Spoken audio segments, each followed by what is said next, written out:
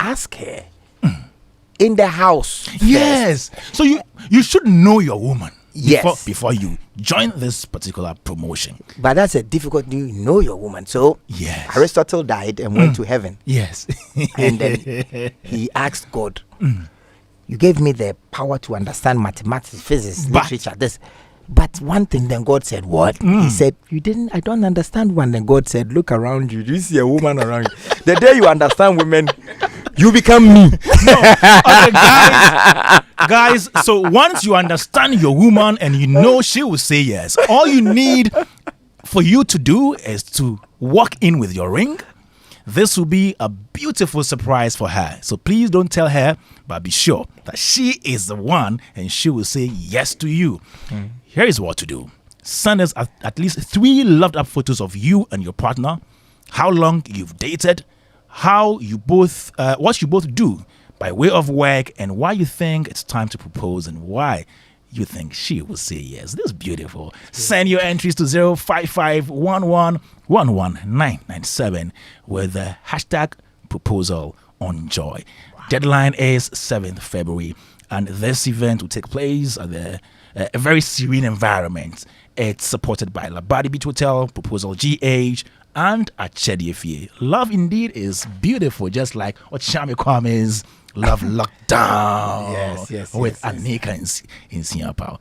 Bra Kwame, Minya. welcome to Showbiz A-to-Z. Let me also welcome my other guests right now. So we have with us Dr. Joseph Bennin, who is a physician specialist. Sir, welcome to Showbiz A-to-Z. Thank you very much. Let me also say a big welcome to our dietitian and author. His name is Wise Chukwudi Letsa. I got the name right? Yeah, okay. Welcome to the show. And he's also an author. He has this great book, Be Your Own Dietitian. So after today's program, you can have this book. You read the book and then you can be your own dietitian. We are very, very, very happy to have all these personalities. We'll be joined on phone by Dr. Dansoah Nuamah, who is a psychiatrist at the Panton Hospital, and also artist managers, 2 of them. George Britton, who is now in Britain. He's an artist manager. And then BullDog or BullGod, who is also in the US right now. They will be on Zoom to speak to us. Yeah, let me say hi to Dr. Dansoah Nuamah, psychiatrist at the Panton Hospital, right now joining us on Zoom. Good afternoon, madam. Good afternoon, and good afternoon to Cheers listeners. Hi. I hope you're doing well. I am. How are you?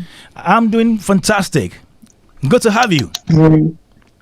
Great. Happy to be here. Happy to join. Wonderful. So, guys, today on Showbiz A-to-Z, we are coming to do a discussion on creatives and their health. Yes. You see all these beautiful musicians, talented musicians, actors, actresses. You see fashion designers, you see radio presenters, and all these people in the creative industry. They need something to keep them moving, and they need to be alive. They need to be strong. They need to be sane.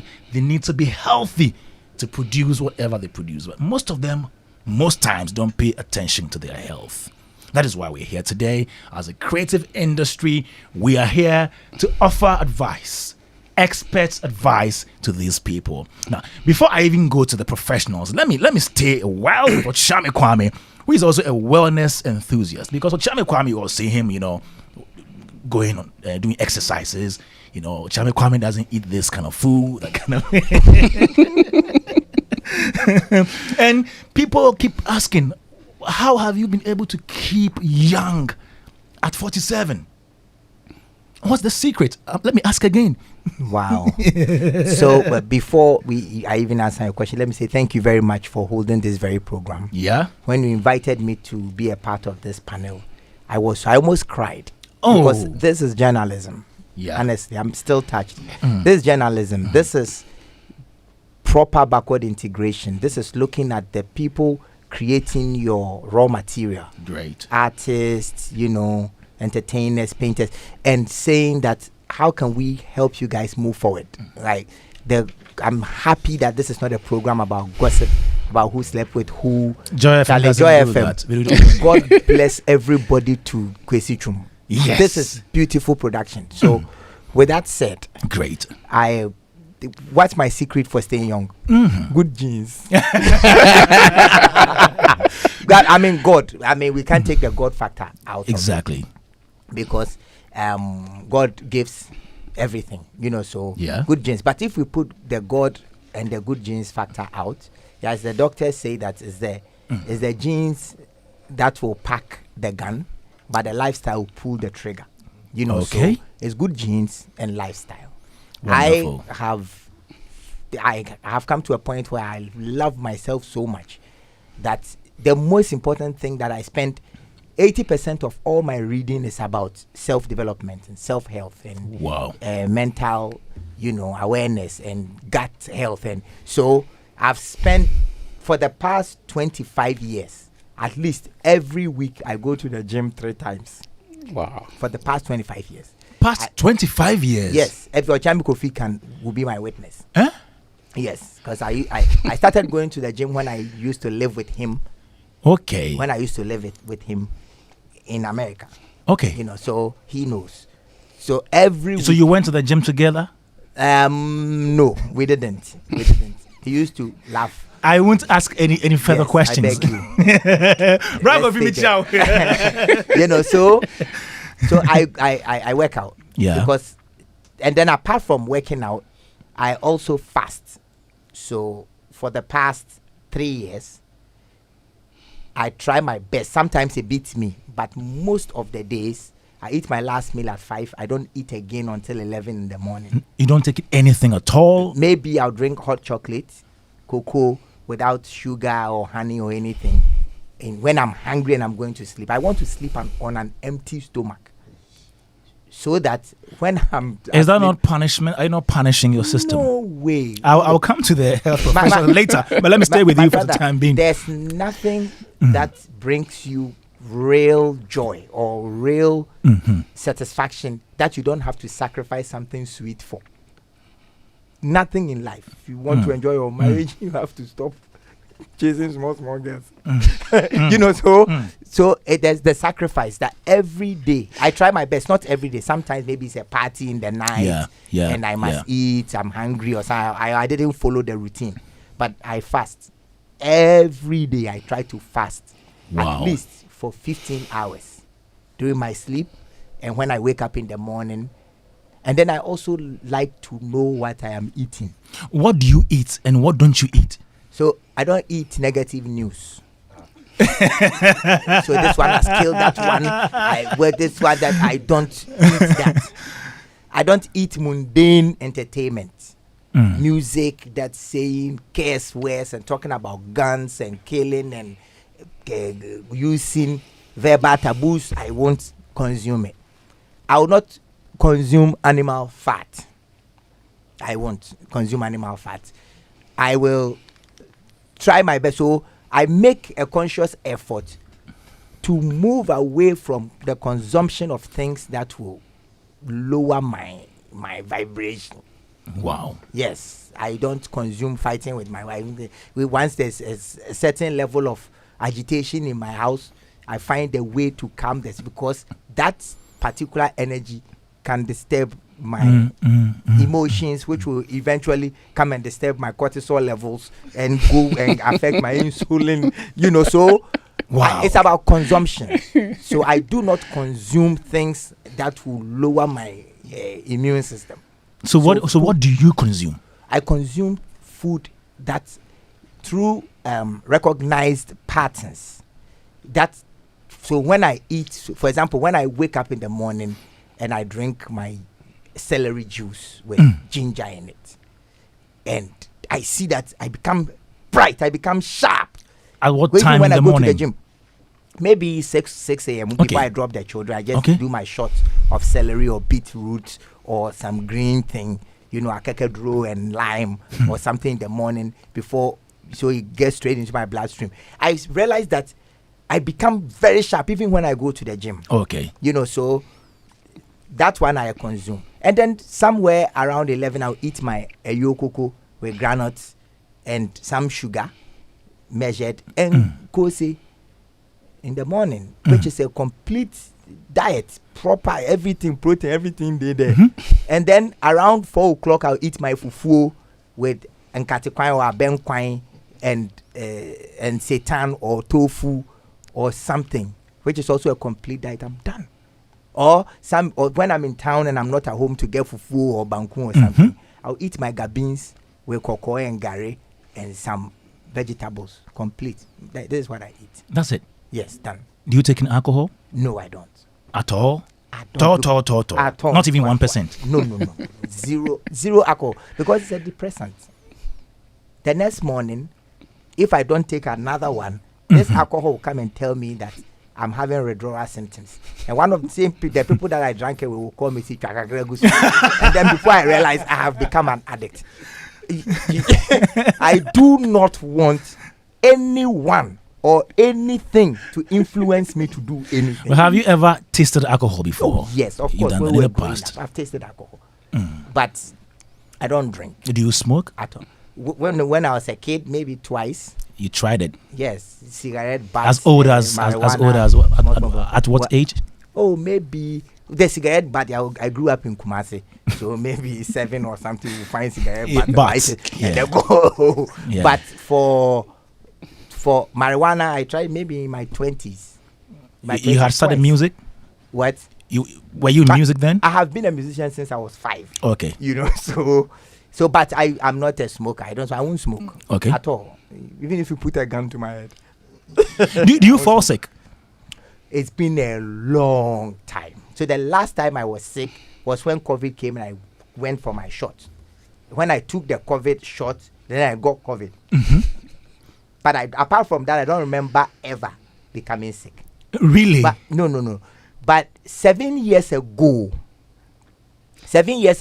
yeah, I had a mental meltdown. 7 years ago? 7 years ago. A mental meltdown? Yes, before I turned 40. I became very sick. You know, but apart from that, I don't think that I've been... Oh, what happened? Oh, you know, so... Well, I used to write for Ghana Web. I had my own blog on Ghana Web. Wow. Yes, for a long time ago. And before I turned 40, I wrote an article on my fear of the big 40. So all the things that I was afraid of. I was afraid that my audience are going to grow and into now at that age they will shift into managerial positions and I want to listen to Amachide instead of rap and lose my audience share, and the young ones will not identify with, because I remember I used to tell my mom, hey, where the 40 when you knew? So I knew that exactly, I knew that I was about to grow old and I was hitting midlife and the crisis came with it. So I don't know what had happened. That fear of the big 40 that I wrote about, it came to roost. And then during that period, I remember I went to Takoradi one time to go and launch a single, and nobody came to the event. Very few people came to the event. And that night I cried. 7 years ago? 7 years ago. And I'm thinking, I'm losing it. I'm no longer going to become Okyeame Kwame. And, you know, this whole music thing is built on a certain social value validation. So it's about how many people are following you on Instagram, how many people have subscribed to your YouTube channel, how many times the DJs play your music, how many people. That is what a hit is. When there is a social celebration of a song, yeah, then the song has become a hit. And you are an artist to eat because you are creating hits. And the demography of people now in Ghana, of the population in Ghana, is that the age range is between 21 to 23. So if you are 40, these people can no longer identify with you. Then it means your career is about to crash. So at that time, that was my perspective. And because that was my perspective, I thought so much, I worried so much that I destroyed my whole system. Wow, you got depressed? Oh, completely. How did you come out of that? Well, so I went to the hospital. I was just telling him. I went to the hospital. I went to see a general family doctor. Yes. I went to see a family doctor. They gave me I didn't just get depressed. I got depressed. My LDL, which is the bad cholesterol, went up to 4.6, and the threshold is supposed to be 3.0. You know, so it went up to 4.6. It affected. I used to wake up every day with headaches. Every morning, wake up with headaches. I had angina pains on the left side of my chest, and I had a referred pain coming from my through my left hand. Hey. You know, so I thought I was going to die, and that fear of about to die also depressed me. Hey, you really suffered. Downward spiral. You really suffered. Yes, and this thing that I'm talking about went on for about a year. So doctors put me on 2 medications. They put me on one for BP, and then I think it's amidin 5 for cholesterol or something. They put me on another one for the cholesterol. So I took the medicine. My wife said, "No, you are too young and too skinny to fight these things, and you work out, you know. So how can we deal with it?" Then the idea of eating well and making sure that what are some of the things that are what are the stimulus for these things. You know, so the doctors are giving medicines, are giving great advice. I used to have back pain, severe back pain. I could only sleep maybe 2 to 3 hours every night, and I love my sleep. You know, so the back pain. I wake up in the morning with backache.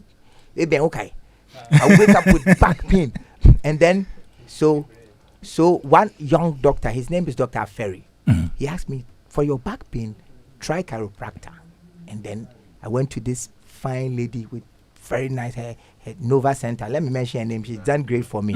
You know, so she massaged me and fixed my back. She'll be using a certain gun. I went for 3 months, and then I realized that the pain started going down. Wow. So when my back pain started going down, then my chest pain started going down, and I started rejuvenating.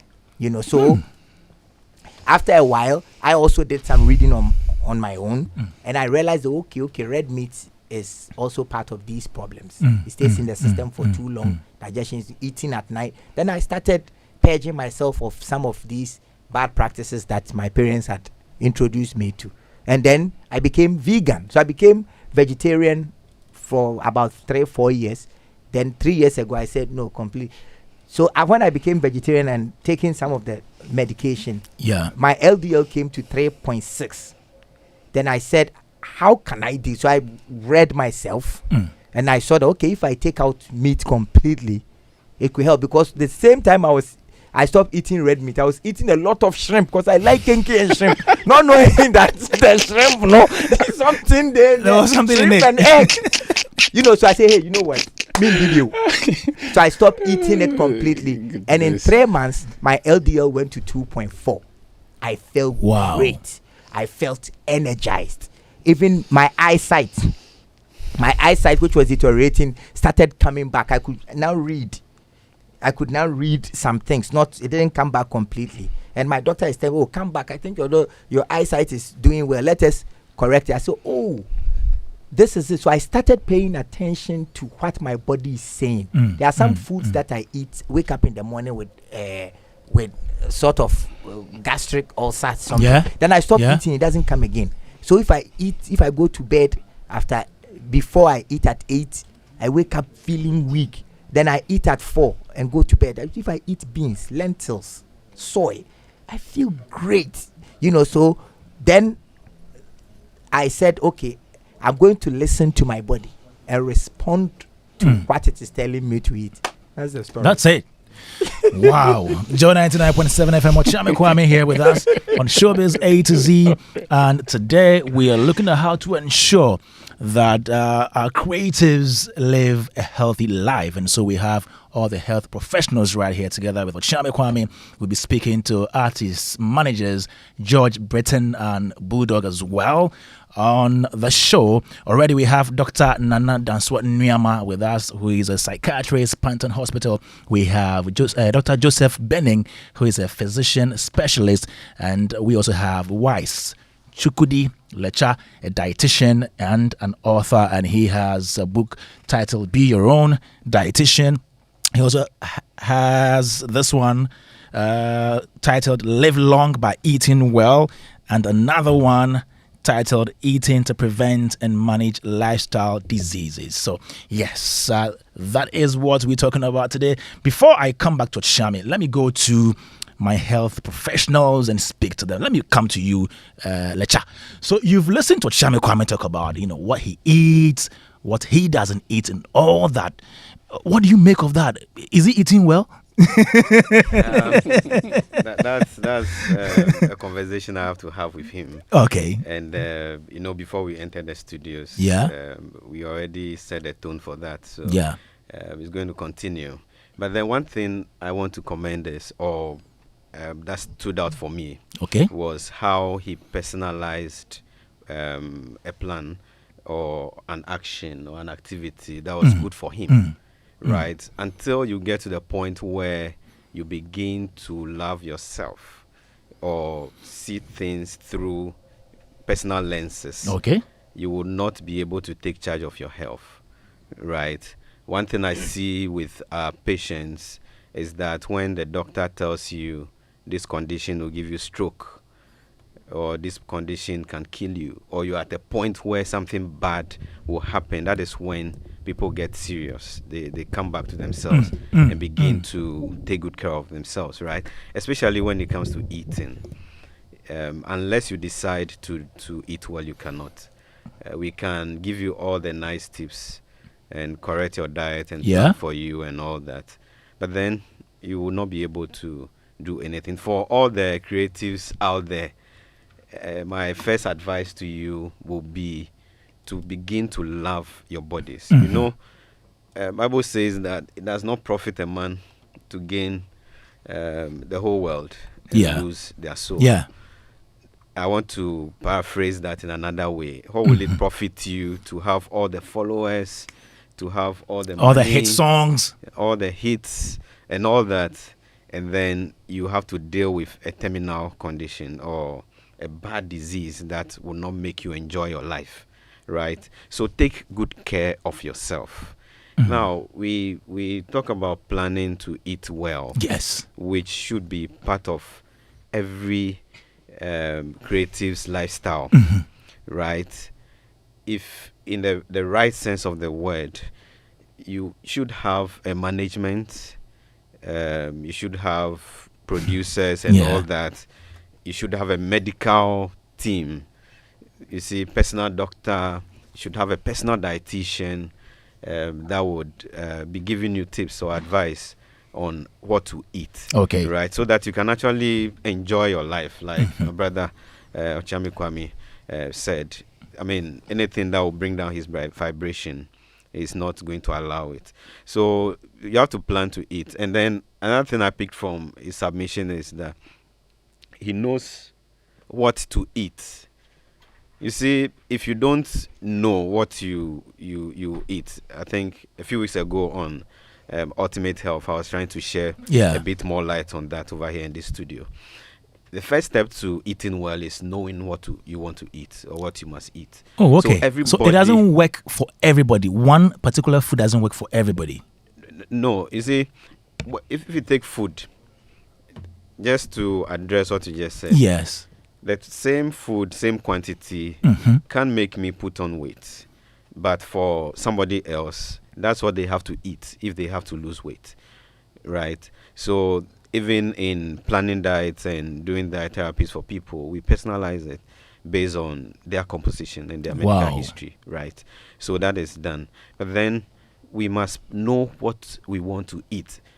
Food happens to be one of the list of the considerations for many people. It's like you plan for your work, your car, everything, your family and everything. But when it comes to food, it's like, okay, somebody will go to the market. Like it's something you can buy easily. So we don't pay attention to it. But then it's something that really determines how healthy we are, right? So the person who coined the saying that you are what you eat. Okay. I've been looking for that person to congratulate them. Okyeame Kwame, are you sure you are not the one who said that? So you see, that is so important. And I remember when we were growing up, there used to be menus in the house. Okay. Like Monday to Sunday, breakfast, lunch, supper, something pasted in the kitchen or somewhere in the house. So the whole family knew that, okay, Sunday afternoon is going to be fufu and groundnut soup and goat meat. Weekends, usually you get jollof and stuff like that. That is something that we have thrown away. But I advise that we go back to such behaviors. Now, if you know what you want to eat, okay, the next stage is to prepare for it. You gather your ingredients. If you have the right foods or knowledge of the right foods, then what you are going to buy by way of ingredients will be right. Last time I was talking about fried eggs and boiled eggs. The fried ones are unhealthy. The boiled ones are healthy. Oh, really? Now, so we want to prepare fried eggs.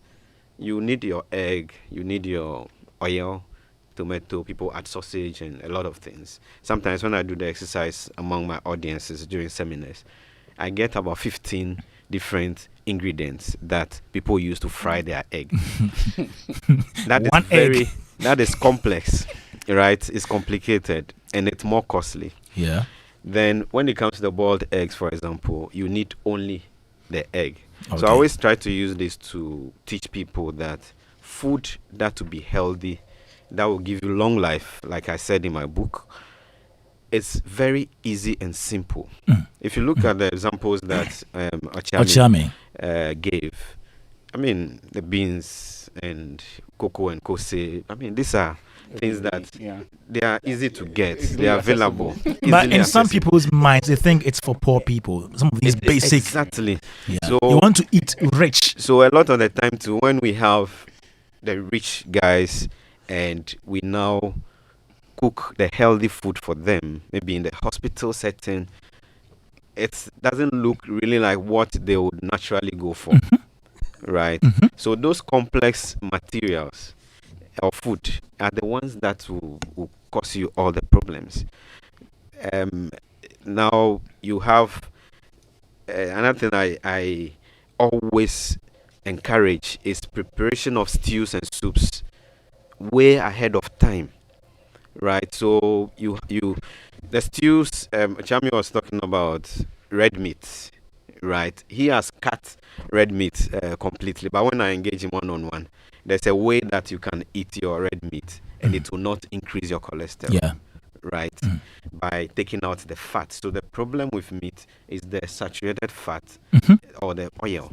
Meanwhile, when we go to the market, mothers and wives and house helps and all that, when they are buying meat, they ask for the fat so that the soup will look nice and beautiful, right? So again, some of the things that look so colorful and beautiful and so sochi and nice are the ones that will cause us all the problems. So you can use the same red meat to make soup which will not move your LDL at all up, right?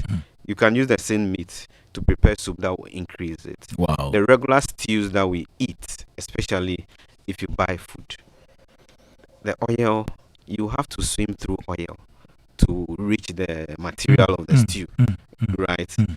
And then those oils are also overheated. And the overheating increases saturation, it increases the composition of the trans fats and the bad ones, and that can increase the cholesterol and cause problems for blood pressure, cause heart diseases, and all these things, right? Okay. So if you have not taken anything at all from all the plenty things I've said so far, keep your food simple. Okay, I'm not done with you yet, but 0551111997. You can send in any questions you have for the my guest today on the show, Showbiz A2Z, Joy 99.7 FM. We're having a discussion on how to keep healthy as creatives. Yes, creatives. We have a number of other people on Zoom.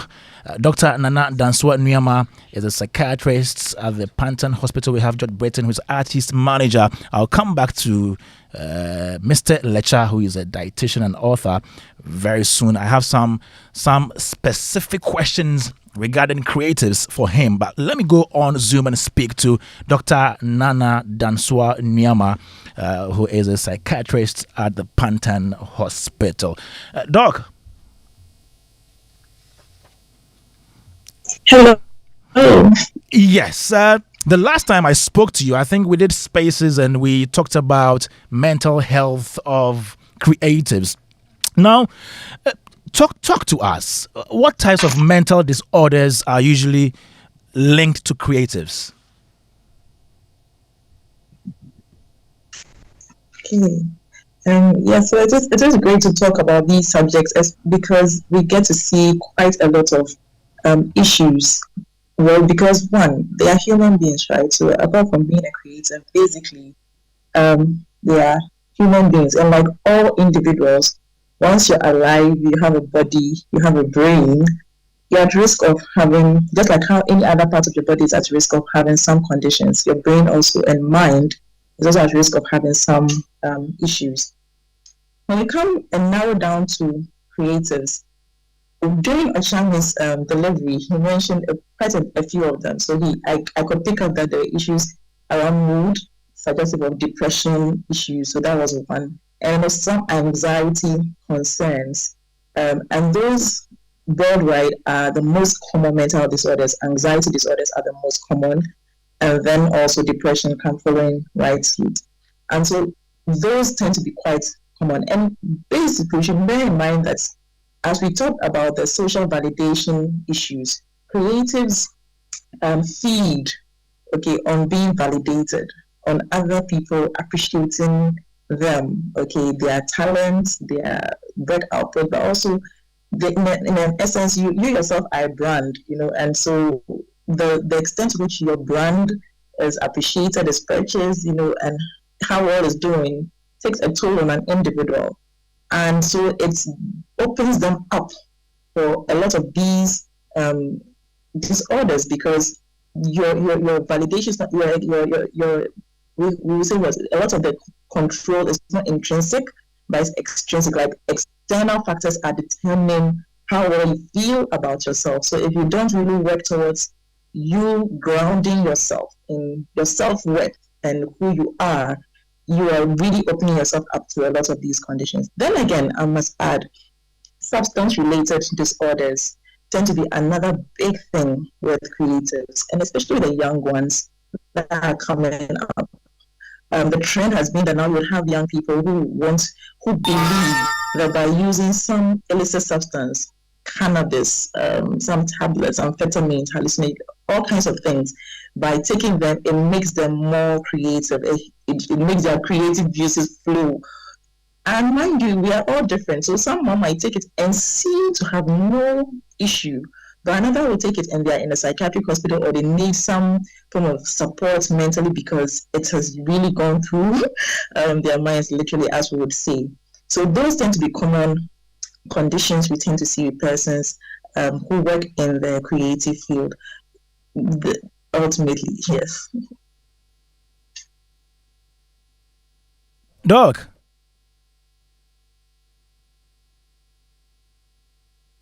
Hello? Hello, Doc. Can you hear me?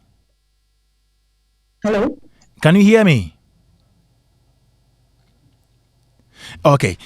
Still on Joy 99.7 FM, we're speaking to Dr. Nana Dansoah Nuamah, who is a psychiatrist at the Pantan Hospital. We are looking at artists or creatives and their health. Let me quickly come to Okyeame, then I'll get back to Nana Nuamah now. Okyeame Kwame, the perception that when you take in drugs, you take in these substances, they increase your creativity level. Is it true? Completely. When I was young, when I was coming up, I remember that's all I had, and see, my father, excuse me, my father was afraid that I would become a musician because he was afraid I would become a drug user and a drug addict. Most fathers who say they won't let their children go into arts is because they're afraid they will abuse drugs. So I remember we go to rehearsal. Some of the musicians who were ahead of us, some of media people say, oh,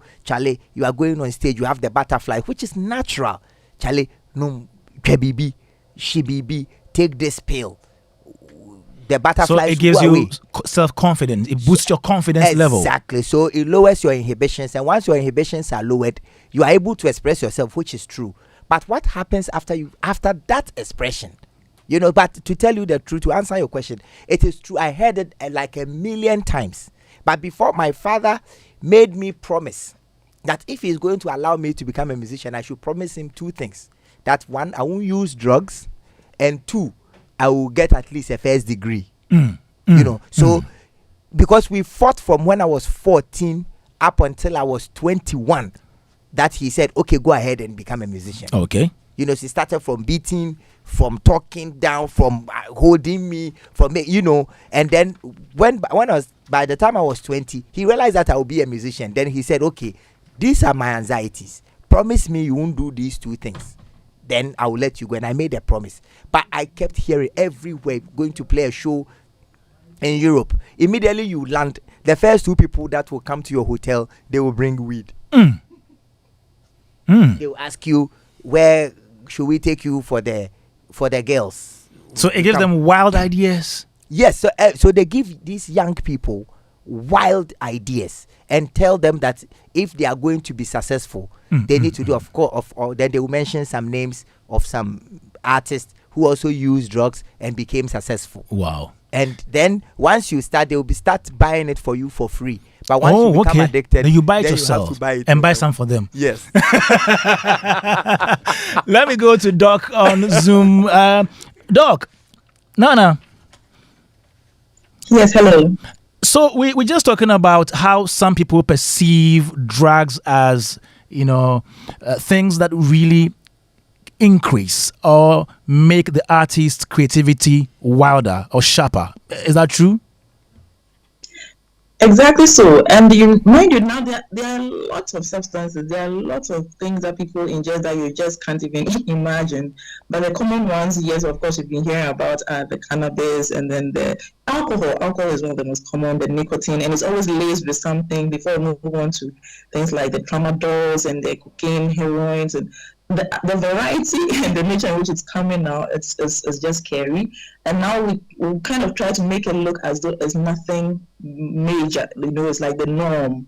It's the practice. And if you are odd, if you're not doing it, so that peer influence is extremely, extremely big. Now we have you'd have even nicotine coming in forms that will make it, it's not a cigarette you are using, okay, so you are now using it in this other form, as shishas. It's like it's part of our norms.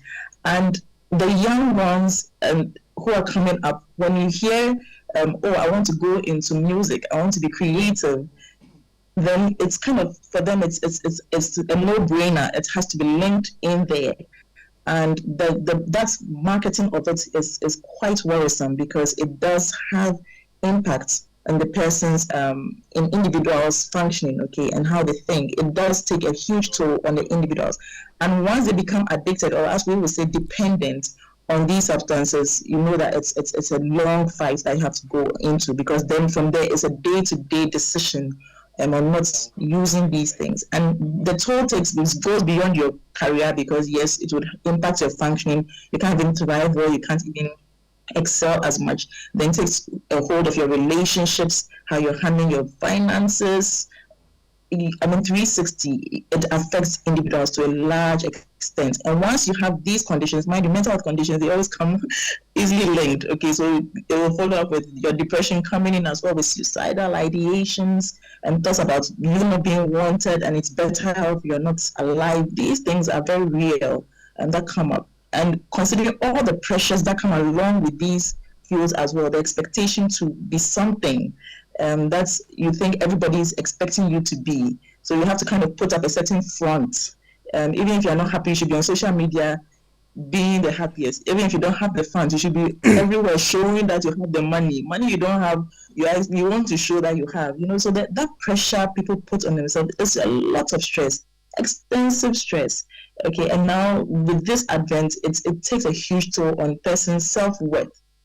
Okay, so the anxieties will keep coming. And when you have things like depression, it's not just in your mind, it takes a toll on your physical body. When you have depression, pains that you feel in your body, you would think it's someone who has beaten you, but then it exacerbates every physical symptom you are experiencing. Okay, anxiety, you will think you can't breathe, you are choking, your life is coming to an end. These things are so real and close to us until individuals really decide that, look, I am more important and I'm going to prioritize my well-being and take charge of it. Would have creators who are at increased risk facing a lot of these things, and oftentimes in silence or behind the shroud of all of this glamour, suffering to large extents. Wow. Thank you, Dr. Nuamah. Now, let me speak to George Britton. He's a talent manager, manages Camido. He's managed artists like Ketcher before. George. Yes, Kwame. Good afternoon. Good afternoon. How are you doing? Very well and cold, you know. how is the UK? I mean, it's good. It's calm. It's very calm. It's calm, eh? Yeah. Okay. You are a talent manager. Let me ask you, what is your role in ensuring that your artist is healthy or sound? Well, I mean, listen to what Kwame and the doctors have said. I think we are not doing a good job. We're not doing a good job in the sense that, we are very concerned about. I think one thing that I am more concerned about is the mental health of the artists, and then the food comes on. The cook comes after. But listening to what my brother has said, I think we've got a long way to go. Fortunately for me, Camido is an artist who does not take in so much food. He eats very little, but unfortunately we don't pay attention to the things he eats. So it might be very little, but maybe the cholesterol level and all these things might be high. I mean, with me especially, a week ago, I went to the GP to check my my health, and I was told that the cholesterol level was high. So I got scared. So George, on a lighter note, somebody is saying that my producer is saying that you've been eating Camido's food. No, I don't. No, there's something with regards to us is because for the past 2-3 years we've been on the road. All we eat is the fast food from the hotels and at the restaurant, So I think this very program is a big education to me, and that we're gonna take very good care of our food. I mean, this week I was wondering why Kwame is looking like this with his beautiful boxer shorts. I now know why Kwame is looking like that. You understand? Wow. Now, so do you have regular checkups for your artists? Yes, we do. I mean, fortunately for us, Dr. Grace Bachman from Sonotech is a very good friend. So right from the beginning of me and Camido's team, he was in the picture. She was in the picture. Every now and then we call her to let her know Camido's not feeling too well. He feels a big weak, this and that. Because especially when you have a heavy engagement, So we try as much as possible to communicate with her, even if not physically being present at a studio. Sorry, at a clinic. So that is something that we do often. But hey, we know how tough this is. Like the doctor said, you are what you eat, and I think all of us will have to take key from this, and not just the artists. Yeah. Wow. Has your artist suffered any form of mental disorder before? Has any of them gone through such a situation before? I think yes. I would say Camido. Camido is one that is going through that period. So at the moment he's dealing with a specialist, to take him through. Now this is what happens. Usually when you listen to the songs these guys make, you can tell the state in which they are. He is in that space, or he was in that space, and I think we did a good job by getting the professionals involved to help fight it. Yeah. Okay.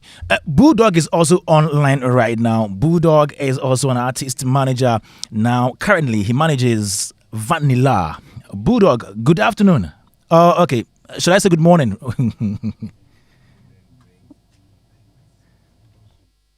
Hello, BullDog. Yeah. Can you hear me? Yeah, we can hear you loud and clear. How are you doing? I am blessed. Yourself? Fantastic right here. We miss you, pal. Charlie, I don't miss you guys though. You don't miss us. No. I mean, are you saying you're not coming back? Oh, I am definitely going to come back. But where I am right now, my head is cool, so it's better. I need a cool off. You understand? I understand you, Boo. I understand you. Yeah. But as an artist manager, how do you ensure that your artist is healthy? Okay, so let me say this. Good afternoon for the opportunity, and everything that everybody said in the studio, I think is top notch. As one of my roles as a manager, right? Because I play different roles. Depending on who I'm working with or the clientele I'm working with at a specific time. What I tell my clients all the time is that you are your first manager. Yeah? Can you hear me? Yeah, we can hear you. Okay, so you are your first manager, right? Yes. And then you are responsible for yourself. I'm hearing my brother George, and he admitted, maybe he as a team, maybe in his team, based on the submissions of the experts in the studio, have not been doing a great job at taking care of their health and all that. I'm very, very, very laudable about him to accept that whatever. But my thing is, everybody, when Okyeame Kwame spoke, Okyeame Kwame said something. You are responsible for yourself to start with. So nobody should come and tell you, do this, do that, do that. You understand? So first and foremost, you know that. And the question here is, at which point do you meet an individual before you start a professional journey? We get on as professionals. A manager is supposed to assemble a team to help you professionally, unless the manager is a health professional or health is part of the profession. You understand what I'm saying? So nobody should come and tell anybody what they need to do for themselves. They need to know. BullDog, are you suggesting that the artist manager has no role in ensuring the wellness of the artist? That's not what I've said. So listen, our biggest problem, and I've said it on other platforms or plenty platforms, is that we have. Yeah, we're listening. Okay, there's a health gap, right? I've said it on the platform before. There's a health gap. So I like this discussion that is going on. My point is that you are responsible for your health. Nobody else is. You are responsible as an individual. You understand what I'm saying? Now, we worry about our clients. Yeah? Yeah. Are we worrying about ourselves? Because if you are not healthy, how can you take care of your clients yourself to start with? You yourself need to be healthy to be able to now advise your client on being healthy. Because you also need a sound mind to manage that sound mind. You get what I'm trying to say? Yeah. Yeah, so my concern is huge, but my point again is that first concern, and I keep saying this all the time, the artist has to be their first manager. So let me give you an example. George started working with Kwame not too long ago. I'll say 2-3 years. Before that, he had done Keche, he had done Dr. Nilante. Now, all these people that I've mentioned, George met them on the way. What were they doing with their health before that time? It is now George that is coming to manage them and tell them, don't smoke, don't drink, and shit tampe. No mean quiet. Please. Let us be realistic with the situation we are talking about. So you see what the doctors are saying and the health experts are saying. It goes to all the clientele, and I'm hoping a lot of these artists are listening. Your manager should not call you in the morning and ask you, have you done your morning jogging? Hey. The artists, they call me to ask me, say, I do my morning jogging. We all need that thing. So my point is, you need to be responsible for your health. The artist is not a baby, it's not a 3-year-old. It is not, they are not 1-year-olds, they are not 2-year-olds. These are adults we are working with. Okay, Boo, just a minute. George has a question or a submission to make now. George. Sorry. Yeah, George. Yes. I honestly think where BullDog is coming from is not something that, he's not speaking like a manager. Reason being that as a manager, it is your duty. It's your duty to cater for the artist, regardless of the situation around him. I mean, from health to a performance to everything else, it is your duty as a manager to make sure that the product that you are launching or the product that you're selling is in the very best of shape. So yes, I need to be concerned about the food that we eat. You get me? So I don't have to say, okay, before I met Kwame, he was drinking water, so yeah, keep drinking water. I mean, the levels keep growing. Yesterday we're performing at Okyeame, today we're performing at New York. You get me? So we need to grow, and how do we grow? We need to be very physically, spiritually, mentally healthy. And so therefore, I think I need to be concerned about as a manager, because I would like to see my artists be on stage, perform healthy. I want to see my artists in the studio record well, so the intake of water, the intake of other liquids, the type of food that he needs to eat to gain energy. Listen, before I go into this space, I didn't even know banana gives more energy. I thought banana was just giving you a good voice or whatever. But then I realized that it equally gives you some level of energy. So, I mean, yes, I'm not an expert, but I learned along the way that, okay, this guy is weak from performing, from flying 9 hours across America. He needs extra sleep. He needs this type of food to eat and this type of drink. You get me? So I wouldn't say, yes, I'm only here to put together a team or committees and artists. I need to be concerned about. In as much as I need to be concerned about myself, I equally have to be concerned about the artists, because at the end of the day, that is a product or a brand that is bringing me money. You get me? Yes, exactly. Boo. Yeah. So I think George Britton missed the point. The duty of an artist manager is to assemble a team, and a health expert is part of the team. Listen to what I'm saying. That's what I said before. I am saying that you don't wake up in the morning like right now. Have you called Camido to ask him, Charlie, you chop your wheat? But BullDog, right? BullDog, No, do you guys, as in, does your management have a team, a doctor or a health professional on the team? Do you have that? I like this. In most situations, you don't have these professionals on your team. So are you not the one to lead the artist to the professional?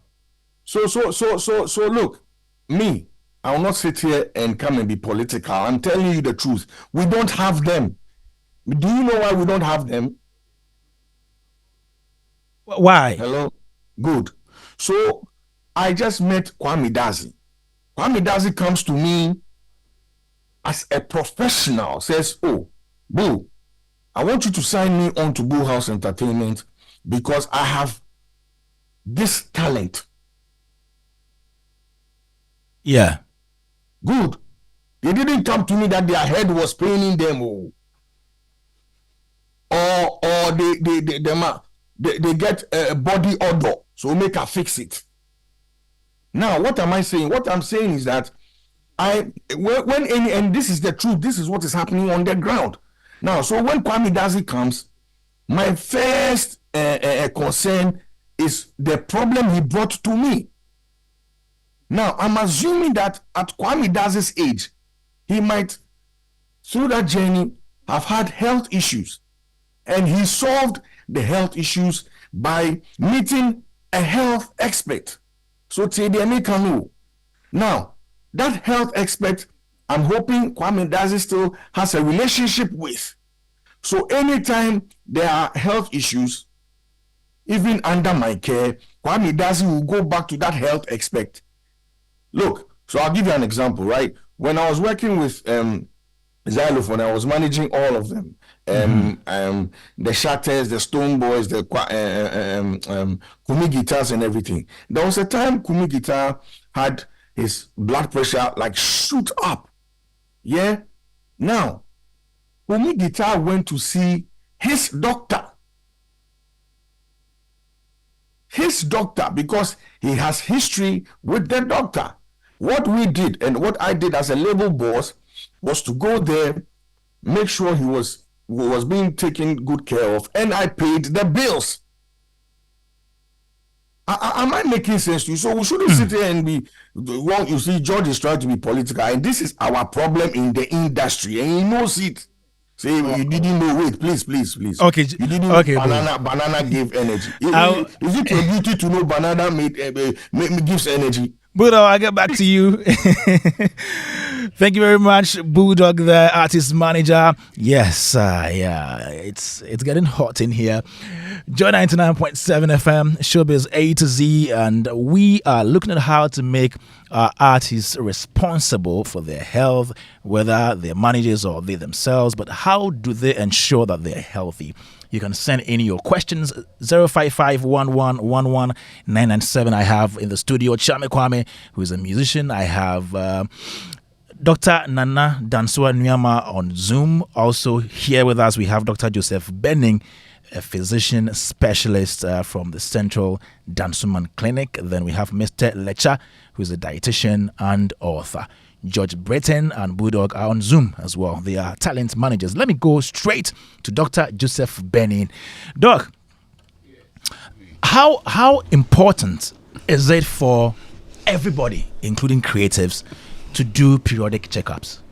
All right. Thank you very much for thanks for the opportunity. I must confess, I'm loving the discussion. And, big up to Okyeame Kwame. What he said was a complete case study. In fact, we could do the whole program with him. I'm telling you, it's serious. And big up. He's not called a rap doctor for nothing. now I understand the doctor aspect. Of his name. Trust me, and I'm really impressed, Okyeame. I'm not just saying this to flatter you. I know he's been in the health space and he's doing a lot to help. But before I even come to that, this I don't want to even call it discussion between George and BullDog. BullDog, yeah. Everybody is right. Bull is saying what is the reality on the ground. Okay. He's not going to. He doesn't want to try to pretend like we are doing what we are not doing. Oh, right. I don't know whether you get me. And I think it's why the discussion is important. And George is also trying to give his idea of what should be done, the right thing that should be done. Okay. So basically, it's calling for change. I don't know whether you get what I'm trying to say. Yeah. We are not doing it then. Do we need to do it now? Yes, we need to do it. Because our creatives they are national assets. All of them, they are national assets. They bring us money and they bring us fame as a country. We feel proud of them. Whatever they do is for Ghana and it affects all of us and even affects our health. The truth is that as creatives, we need to have regular medical checkups. Some usually recommend a year, but you see, we are, the discussion was going on earlier on. We are all different. And that is the truth. We are different, and it's where Okyeame started from. He said genes, that is genetics. Okay. So those are things, we call them non-modifiable risk factors or non-modifiable factors. You can't do much about it. Your age. If you are 47, next year you'll be 48. You can't reduce your age. During COVID, people were saying that, this year I'm not going to add the year to my age because, it doesn't work like that. They have taken the COVID year out of their age. Taking the COVID year out. You can't take the COVID year out. So you can't do much about that. Are you male or female? Now people are trying to do, but I mean, if you're male, you're male. If you're female, you are female. You can't do much about that. And then your genes, your mother, your father have come up to. So you inherit some things from them. So before you even, try to put up a medical screening or checkup for any, creative, you really need to know all this. Which kind of family is he coming from? What does the mom have or the dad have? Is the dad hypertensive? Who is asthmatic? Who is hypertensive? Who has sickle cell in the family? These are all important, and even cancers. There are some cancers that pass on from one to another. Okay. So once you are in that family tree, you are more likely to be prone, or you are prone to having that kind of cancer. So it's an individualized thing. You can have a general thing where you say, oh, every year or every 6 months, come for a checkup, blah, blah, blah. But now, you see, the onus should not only be on the artist, although it's their prime responsibility or the creatives to take care of their health. But by and large, you see, human beings, we are very complicated. When you leave us to do things on our own, you do what you want. We do what we want. So then you need someone to oversee what you are doing.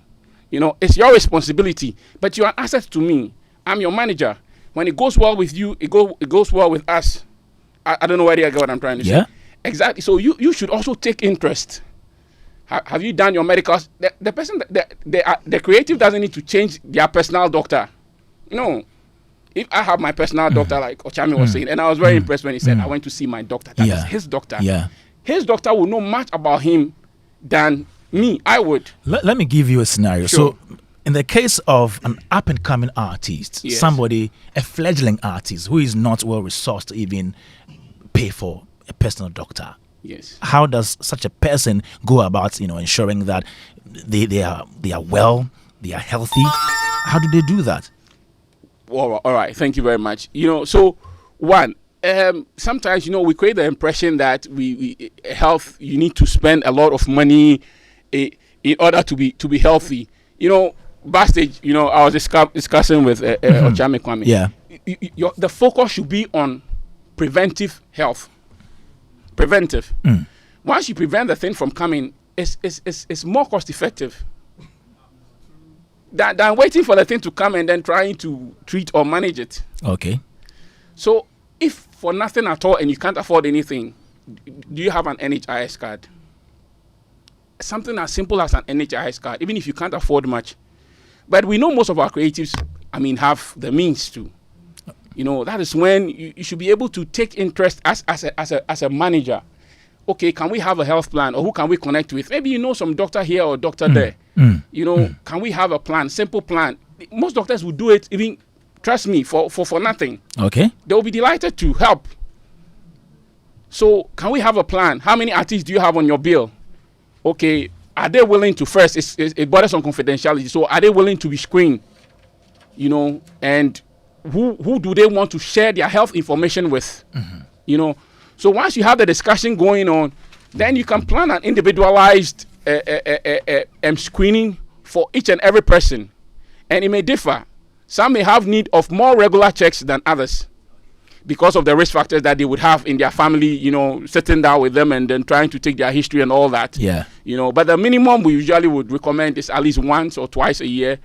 At least go have your checks, because our creatives are more prone. We know, we've discussed, a lot has been said already. Okay. Lifestyle factors, there are so many of them, so you need to know at what time, where is our artist now?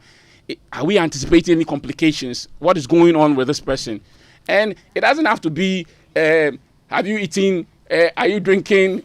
No, it's the doctor that needs to have that conversation. And if the doctor feels that at some point in time, things are getting challenging, the doctor will discuss it with the creative. All right. We have challenges. Would you want me to discuss it with your manager? Because it's borders on confidentiality. True. Those are the ethics that guide the profession. If the artist decides that, okay, I want to share it, or you've come to that consensus that, okay, let's share the knowledge, of the creative's health with the manager, then the manager would know what to do or decide what to do. So it helps you manage, your creatives very, very well, and they're able to last longer, and they're able to perform better, and they're able to, you're able to get the best out of them. I was about asking, how is the artist's health related to the performance? Let's say a musician, yes, who would mount the stage to perform. How is the artist's health, linked to the performance on stage? Okyeame Kwame, let me come to you before I come to my chief moment. Everything, my brother. The artist, so for example, sometimes I do an Okyeame Kwame concert in say Sefi. Okay. Just me and 2 up and coming artists. I'm supposed to start performing from 11 o'clock until 4 a.m. Playing songs back to back with the band, doing this, talking, laughing, cracking jokes. Yeah. It is only possible when I am healthy. And in this case, my mental health. Okay. Very, very important. My vocal health. Okay. It's very important. My lung health, my gut health. How physical am I? Am I able to stand on stage and jump up and down and shout Endurance. and scream? Endurance, resilience for 3 hours. You've been doing that? Yes, I've been doing it. But it's because I work out. They say the same way. But I know a certain artist, just 5 minutes. Hyperventilating. Exactly. It is because he's not been working out. Yeah. I remember when I was coming up, I was very fortunate to be talking to people like Gentry and other things. I remember a long time, I think in 95, he told me to go and go to Mirika beach. Hey. Yes, he told me to go and run at the beach whilst I'm singing. Wow. I remember a long time ago, I met him in Kumasi, maybe 95. Okay.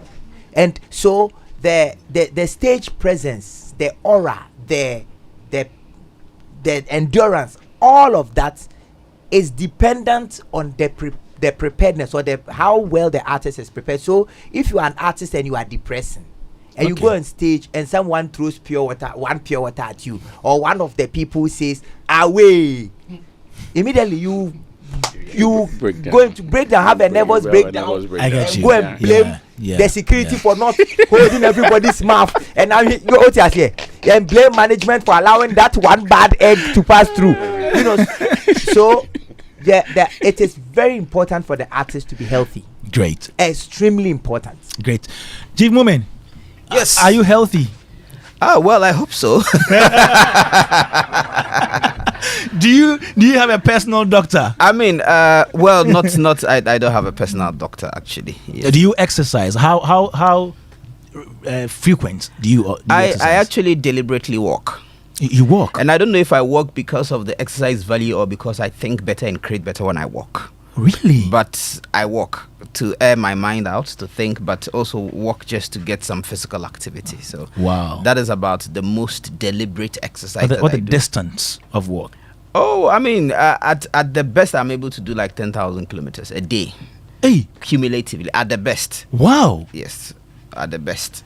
That's if I'm deliberately doing it. So maybe morning, afternoon, but maybe in the evenings I do walk like an hour and a half. And sometimes I go through phases. So I go through phases where I do so actively, like I'm walking literally every day, and then I go through phases where I just find it difficult to summon the energy to walk. So I have to learn. I mean, when I learned that this program was about health, yeah, and my big brother Okyeame Kwame, I was like, oh my goodness, I was like, he is the man to talk, right? Me, meat-loving carnivore, cannot compare myself to this herbivore. And he did mention genetics. It's in my genes to actually eat meat. Those of us who come from the north, we grew up watching our fathers buy roasted meat. Is that genetic? No, it's genetic. Doc, is that genetic? That's a learned behavior. Look at this chief saying eating meat is genetic. I was using genetic in the artistic sense.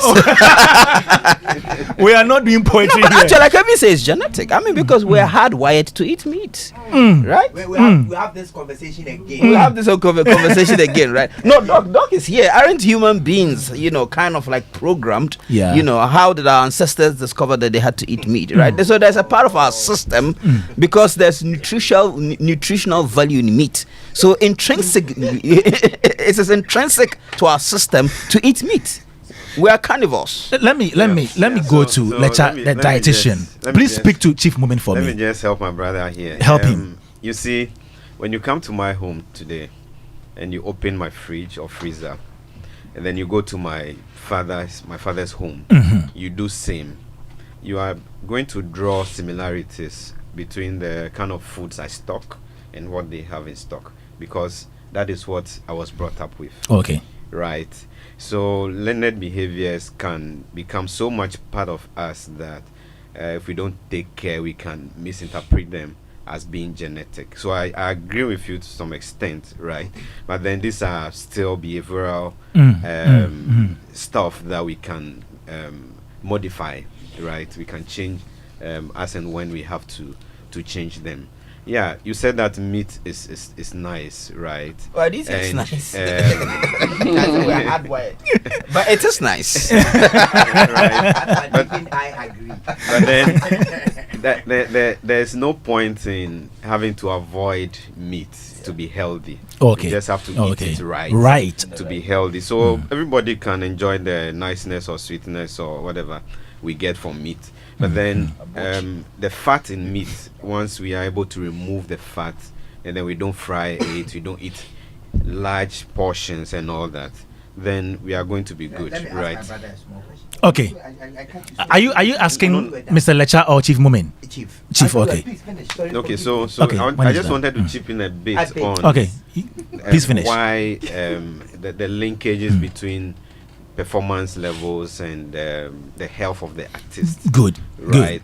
The first thing is energy levels, right? And you have to eat well in a way that your body is able to distribute, first of all, digest, then break down, assimilate the energy molecules well, and then the body conditions itself. There's a stage at which there is glucose in the blood. There's also glucose stored in the muscles. There's all that as backup to help you when you go low on the levels in the blood. Right? I'm not cutting you. So the artist is mounting a state to perform, maybe in 20 minutes. Yes. Is it right for the artist to take in glucose? No. You have to actually prepare the body way ahead of the time, right? And it should be a lifestyle such that the body, that's exactly what I was trying to explain. The body should know how to manage its energy resources through healthy eating. So you eat regularly, you don't just eat as and when food is available. You have a plan. All right. You're regular with your breakfast, lunch, supper. You get the right portions and all that. And one of the things that artist managers have to start doing is to include dietitians or nutritionists in their team as well. Hey, so it means they are having everybody, psychiatrist, a lot of dietitian. Exactly. A lot of the time, you know, artists can mount the stage and have maybe a hypertensive emergency, and then that cuts the whole business. The performance is over. Artists can even suffer cardiac events as and when. So if they have, that's my next point. Okay. If artists have these chronic conditions, they have to be managed well, and not only with medicine, but with eating. Right, eat right to keep your sugar levels at the best levels for a longer period. You have your glycated hemoglobin and all that being managed well. You know, one of the earlier speakers mentioned that the artist, I think the psychiatrist, yes, Dr. Nuamah, is a human being, and that human being has to be kept well. Good, right? Good. That human being can have diabetes. The fact that you are diabetic doesn't mean that you cannot do any profession. That should not exempt you from being whatever you want to be, right? You should be able to just manage that condition. Then you can go. Diabetics are even playing football and doing all sorts of things, right? But then they manage themselves well, and that's just the point we are trying to put across. Thank you. Is there any food that can be used as a substitute for exercise, so that if I don't want to exercise and I can take certain type of food to exercise? It's a big no. It's a big I'm asking for Chief Mumin. I am not against exercise. I actually like combination between how well you exercise, and then Okyeame mentioned the exercise, and that's very, very, very important, right? Performing on a stage and even using your brain to know the lyrics, no matter, even if you are a poet and all that, you should be able to energize the brain cells. I agree. And so well, that's how so that you can, your muscles and everything has to be in good tone and all that. You prepare yourself for good circulation, good distribution of oxygen and food nutrients and all that by exercising, right? And also you maintain the right kind of weight that can boost your health in general and also boost performance, how long you stay on stage and all that. But then all these things have to be managed well. The human being also needs rest, right? So at the end of the whole spectrum, we should chip in good programs for relaxation, help, resting, for vacations and all that. This Christmas they played shows back to back to back to back to back. Okyeame Kwame, your question to Chief, then I'll add mine to it. Oh no, let's let okay. it slide. Oh, it's not about me. No. Yeah, so I was going to ask you that if the way your fingers are, the way your teeth is, the length of your intestines, if I gave you the opportunity to chase a rat in the bush, catch it, use your teeth to rip off its neck, and then put it in your mouth, without having to add vegetable oil, without having to add jene, meko, pepper, you can't eat it. So if you you think that you have been made as a carnivore, rethink it. Because we need the debate. No, with Kwame's orientation, with Kwame's orientation, I know where he's headed with it. Yes. Chief Mumin. Yes. So we live in an industry where it's even difficult to get a manager. Yeah. Let alone get, let's say, a dietitian, a physician, a psychiatrist. How is the creative going to, be able to patronize the services of all these professionals? Well, I guess at the end of the day, it comes down to individual responsibility, because these services are not volunteers. You have to pay them. That is why if you look at the teams of high-profile artists who can pay, they have all of these people on payroll, because the artist is the investment. So they make sure that everything the artist needs to be healthy and perform well. That's why Beyonce can give birth and go on a routine, on a diet, on an exercise regime, and is back on stage giving powerful performances. I mean, that's one of the things that our artists don't actually do very well in our part of the world. Maybe because our schedules may not be as grueling, but we know that the artists out there's a whole deliberate effort to craft the kind of person they should be, sometimes even to the extreme that it may even cause stress, mental health. I mean, look at the length at which Michael Jackson went, to keep himself the way he was supposed to do, because sometimes some of these people, they have to then rely on some kinds of drugs just to be awake, to be active and all of that, so there's also the extreme end of it. But I think that in our part of the world, it starts with a consciousness, an understanding of health and issues of living a good health. Sometimes people just live their lives let me say on an automatic role. So you just wake up, you eat anything, you have some physical activities, you go perform. So if you do not start with a deliberate consciousness and deliberate understanding of health needs, you may then be living your life on the road. So personally, I had, at least over the years, have developed a deliberate understanding. Whether I have gone beyond that understanding to making deliberate effort is one thing, but at least that understanding is there. And I mean, to give myself credit, one of the things I'm very particular about is my green tea.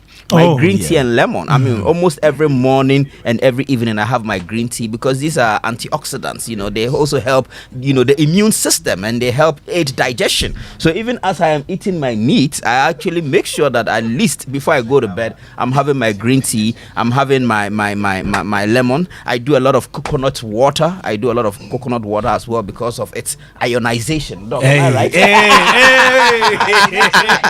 Yeah, electrolytes, So I'm actually very deliberate about these things. And even the food I eat, I watch my portion sizes a lot. So I can hardly eat a full bowl of kenke. So portion size is important. I make sure that when I'm eating, I don't get too full, because when I get full, especially when I eat in the afternoons, it can knock me out. So I make sure that at least my portion sizes are reasonable. Wow. And last year I was actually deliberately doing intermittent fasting. Okyeame Kwame, as you can actually see. Let me stand up and do the 360. Let me sit down. Yes. I mean, I'm not craving ab because no, we need to see before and after. I'm not craving the ab because I don't see myself as a hot figure like Okyeame Kwame. You'll never catch me in a boxer shorts. you want trouble. You know, I'm always in trousers. You want trouble in my branding. Yes, but I so I used to do last year I deliberately did a lot of intermittent. So I wouldn't eat until like midday, until December when I traveled out of the country for 2 weeks. I was staying in the hotel. You know, hotel breakfast was quite, you know, encouraging. So I went back to having breakfast, but till this day, actually, usually if I would eat around 11, 12, you know, in terms of my regular dieting. And then in the evenings, I try to also do that thing where you stop eating at a particular time. So I think there's a 11, 14-hour window between the time. Because me, I don't sleep early. So, for example, even if I eat at 9 o'clock and I go to bed like, you know, 1, 2, 3 o'clock, I still am able to have my time. So, yes, I think that for the artist, what is important is first being conscious of your health needs, being conscious about your insulin level, you know, the kind of amount of sugar you take and how to balance it. Because if you don't have that consciousness, then you're already slipping. But at least if you have that consciousness, then you can then move from consciousness into action. Obviously, that action requires a certain regime of discipline, the likes of which Okyeame Kwame has mastered, going to the gym every year for 25 years. I've been going to the gym with my mouth, you know. you have been walking. I walk because the gym also for me appears to be like, you know, I am a man for someone looking sexy beside but before we move on, Letsa, is there any food you can take to give you six-pack if you don't want to exercise, hit the gym? I think what you need to do, there's no nutritional pill like one food that you take, you get a six-pack. I mean, there are elements of what Chief Mumen mentioned that I advise everybody to adopt that can eventually give you the six-pack. So that you will not even hit the gym again and you get a six-pack. No. You have to do your morning. You should eat well. That's painful though. It's very painful. Right. You ups and planks. You need the exercise at the end of the day. Otherwise, you will still not be able to shape those muscles in the belly area to give you the six-packs, right? And eating well during the day is something that keeps coming up, and I think it's good that Okyeame mentioned it and Chief Mumen mentioned it, that he doesn't eat in the night and all that. If you want six-pack, you don't have to be eating in the night or heavy food, high caloric food or energy food in the night, right?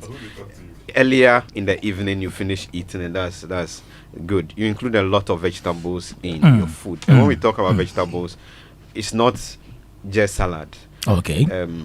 You need more of the contumely, the local ones, the ebunebunu soup and all these things, the cabbage stew and all that. All right. Make it a point to have vegetables with every meal, right? Include fruits in your day's routine. High fiber. And the only thing about all this, one overarching principle is to ensure that you manage the portions.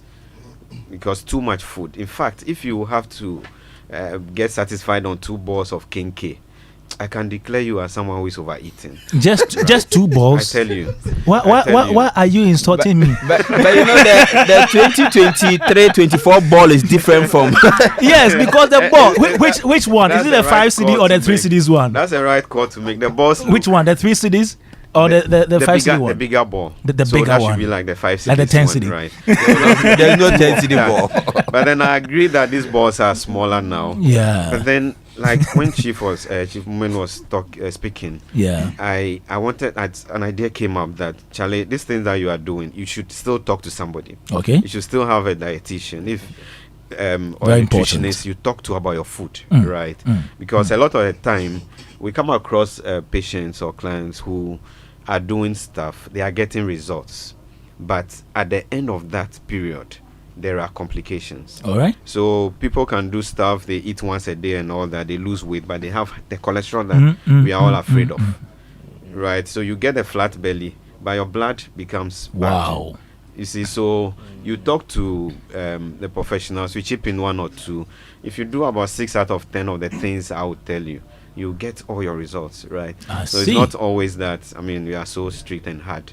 It has to be done 100%. No, make an attempt. But then, speaking to the professionals, if you go on the net, there's so much out there that you can read and practice and get your results. Wonderful. Then the person who has written and posted that thing doesn't have your medical history, right? So what can be good for somebody, person A, might worsen the sugar level or the cholesterol BP of person B, right? So, and then we should also learn to be healthy or lead healthy lifestyles. You know, you do this stuff over and over again. You repeat the good habits, and it becomes part of your life. I often jokingly tell my clients that, oh, what I've just told you is the way God wants you to be eating, just that you didn't know. From today, you know. So take it along, right?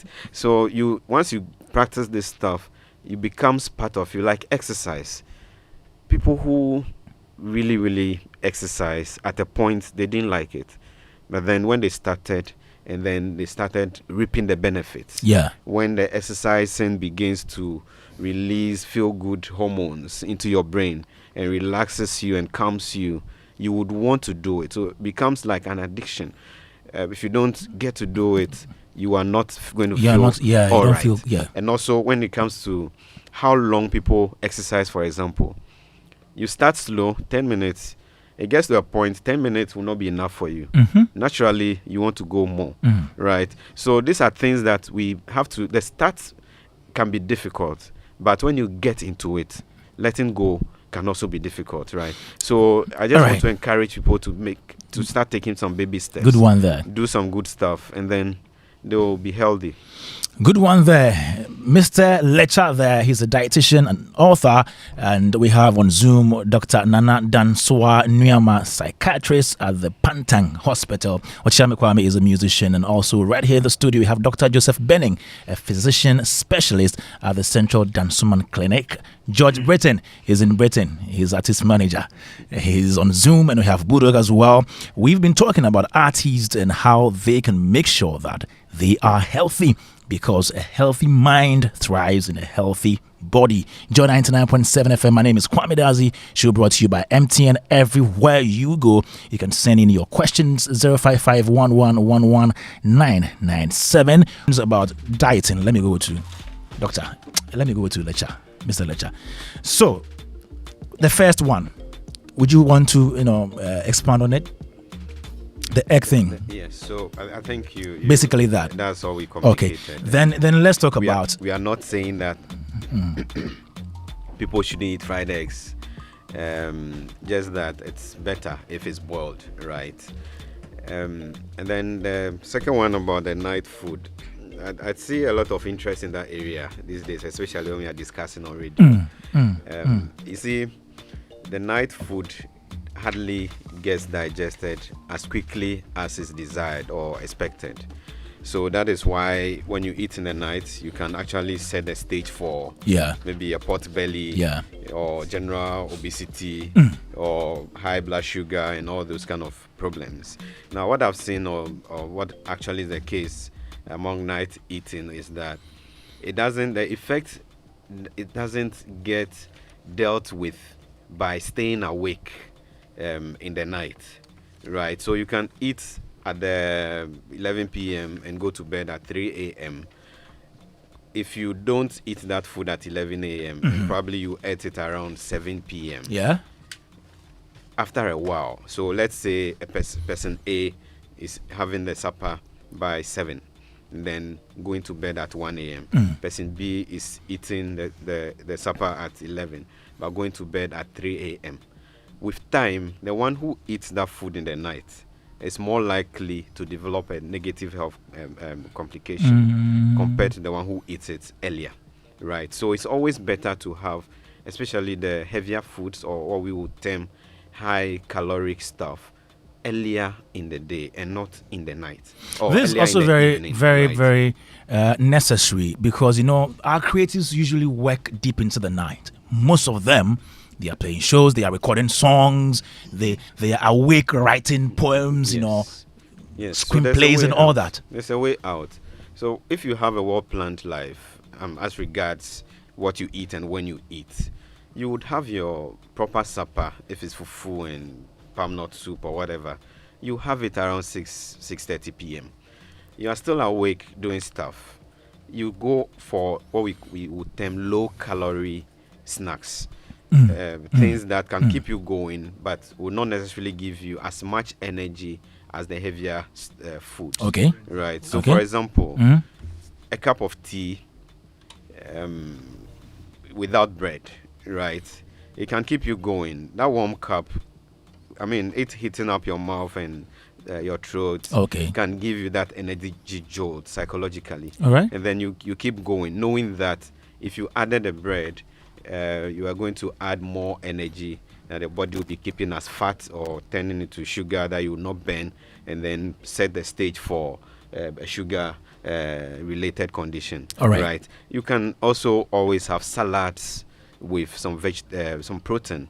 So we spoke about boiled eggs earlier. You have your vegetable salads with some boiled egg, and you chew that even at midnight. It shouldn't cause you diseases. Okay. Right. And soup. Let's not downplay that. Light soup, fish light soup with chopped garden eggs and chopped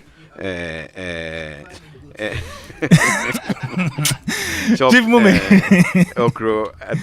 I think we'll have to, Doc. We have to find an injection for Chief. So no, when you said the light soup, I got excited because it's one of my favorites. You can dislike meat, but you don't like it with fish. Oh no, I mean, but usually light soup they say no good. So for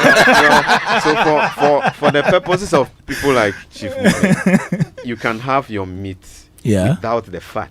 Yes. Right. Yes. You like the fat too. I actually do a lot of a confirm. Make it dry. Yeah. And those ones, to the energy they'll give you will be less, right? So at least it doesn't.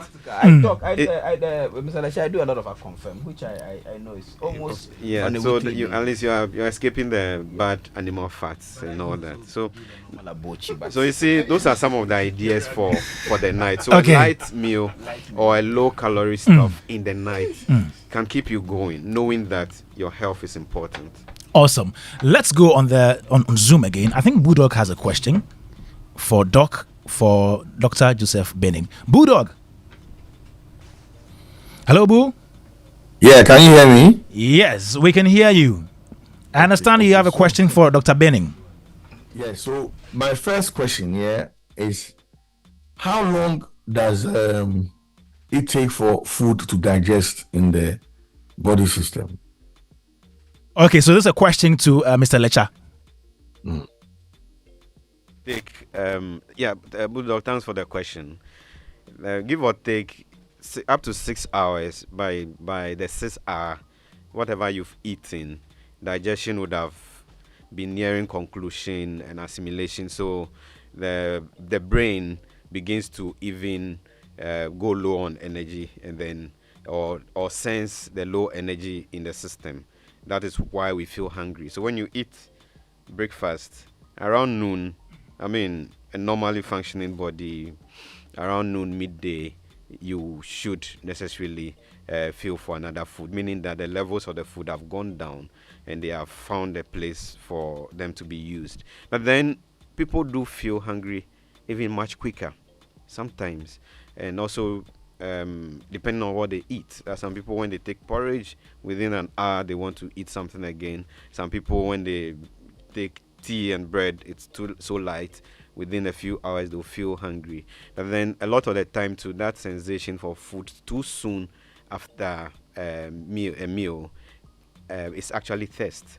So when we are thirsty, sometimes it feels like we are hungry. So especially if it's so close to your meal, I will advise that you don't go for food or a drink. You rather go for some water. It might just settle that feeling or craving, and then you can now wait for the 6th to 7th hour. Then you have a meal again. Yeah. Okay, Boo, are you okay with it? Yes, but I have a second question. But before I go to my second question, so then, is it safe to say, based on your explanation? For me, my understanding is that then it's safe to say that you can eat at any time. It doesn't matter the time. Once you're going to be mobile, you should be fine. Digestion will take place. So it doesn't matter when you eat manke 2, shwani 3, manke 12. Mr. Letsa. Okay. This guy is making me laugh today. Now, it really matters when you eat, right? You can, if you have an understanding of the quantity of food that you should have in a day, you can actually split it into smaller meals. It can be up to 3, 4, 5, 6 small meals throughout the day. Just that by the end of the day, you don't exceed the quantity that you are supposed to take in, or calories that you are supposed to put in the system.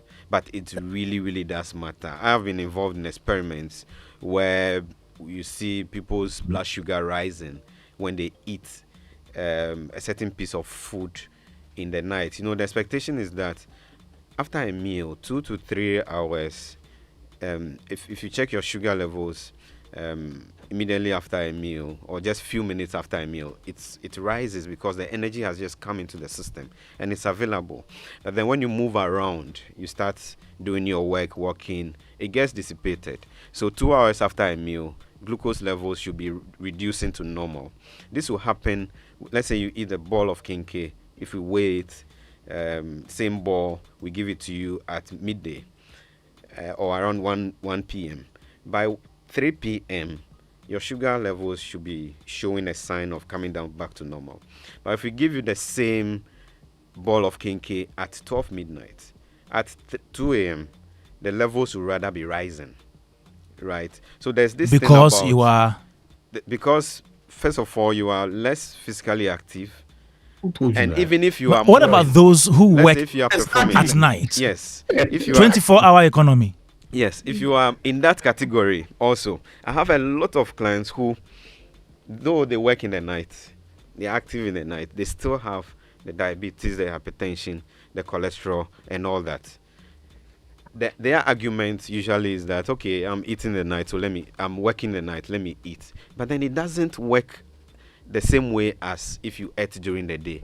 When global temperatures go down, metabolism is not as quick as it should be with the sun. So that is another factor we should consider. Okay. Right. So no matter how active you are, you can still have some aspect of the food remaining in the system that will give you challenges. It's quite different if it's not a thing that you do every day. Right, but if it's your lifestyle, you may probably end up having to pay for it. Okay, Mr. Letsa, thank you very much. Boo, a minute. My last one. A minute. George has a question too, so that we just move to Mr. Dr. Bennin. So now, in all the things I'm hearing, we hear cholesterol, we hear fat, we hear all these things, right? Now, my question is more. It's not okay. It's more like a philosophical question than a health question.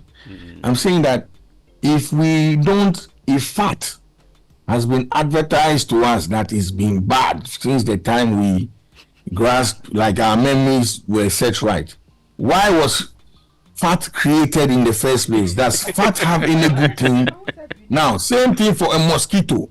I've never heard the importance and good things about mosquitoes. Every time mosquito is giving malaria. So I want to ask this question. Okay. Wait, I don't feel. Is God a fool for creating mosquito and fat and all these things? I beg. This is my question. Thank you, Boo. Let me take George's question and then we'll answer the two questions. George. BullDog is in the code, so I understand. Okay, good. So Kamido and sometimes myself, we do go through, the multivite drip because we realize that, after moving around and, losing a lot of energies, we go to the clinic and get some multivite drip. Is it good, and how often can that be taken? Does that also replace some of the supplement that we need in terms of, getting energy for our roadworks? Secondly, the studio. Usually artists do work very late in the night. So you find the artists work pretty late into the night, and around 2, 3 a.m., that's where they go get some wachi or some food to, eat before they go to bed. Now, what are some of the dangers that are bound to happen? Because this is something that, happens 3-4 times in a week. And after studio, the next thing is, either drink more water, drink more something, go and sleep. What are the dangers ahead? So that's, and the vitamin thing, that's my question here. Okay, thank you, George. Let me come to Dr. Joseph Bennin for the first question. Did you hear him? I think if I heard him right, George was talking about taking, I don't know whether it's the drip or the oral multivite. Right. No, the drip. So usually we go to the clinic, especially in Accra, we go to the Revive Ghana. So they put a drip, this yellow, I think it's vitamin C or whatever it is. But they put it on us, and you regain the energy that is lost. So the question is it good, 1, 2, and how often should that be done?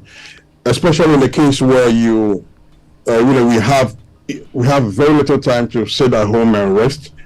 And then again, we need energy on the road all day long. So is this something that we can rely on and say, listen, we can do this 10 times in a year, or we need to fully rely on food supplement? All right, thank you very much. So, I mean, those things are really not advisable, trust me. And if you're going to take anything by IV, you really need to be sure what the constituents are. If it's just vitamins, you get vitamins from food. Why would you need to take vitamins through your intravenous form? There are occasional instances where we may admit people that may not be able to feed or have certain specific vitamin deficiencies that there may be the need. And when Okyeame was talking, he even made mention of being a vegan. Being a vegan comes with, depending on the type of vegan that you are, if you are a very strict vegan, there are certain types of vitamins, we call them B12, that is specifically found in animal food. So if you are going to be a strict vegan, then you will need the additional vitamins. But I would advocate, sometimes you don't even know the constituents and you're not even sure where it's coming from.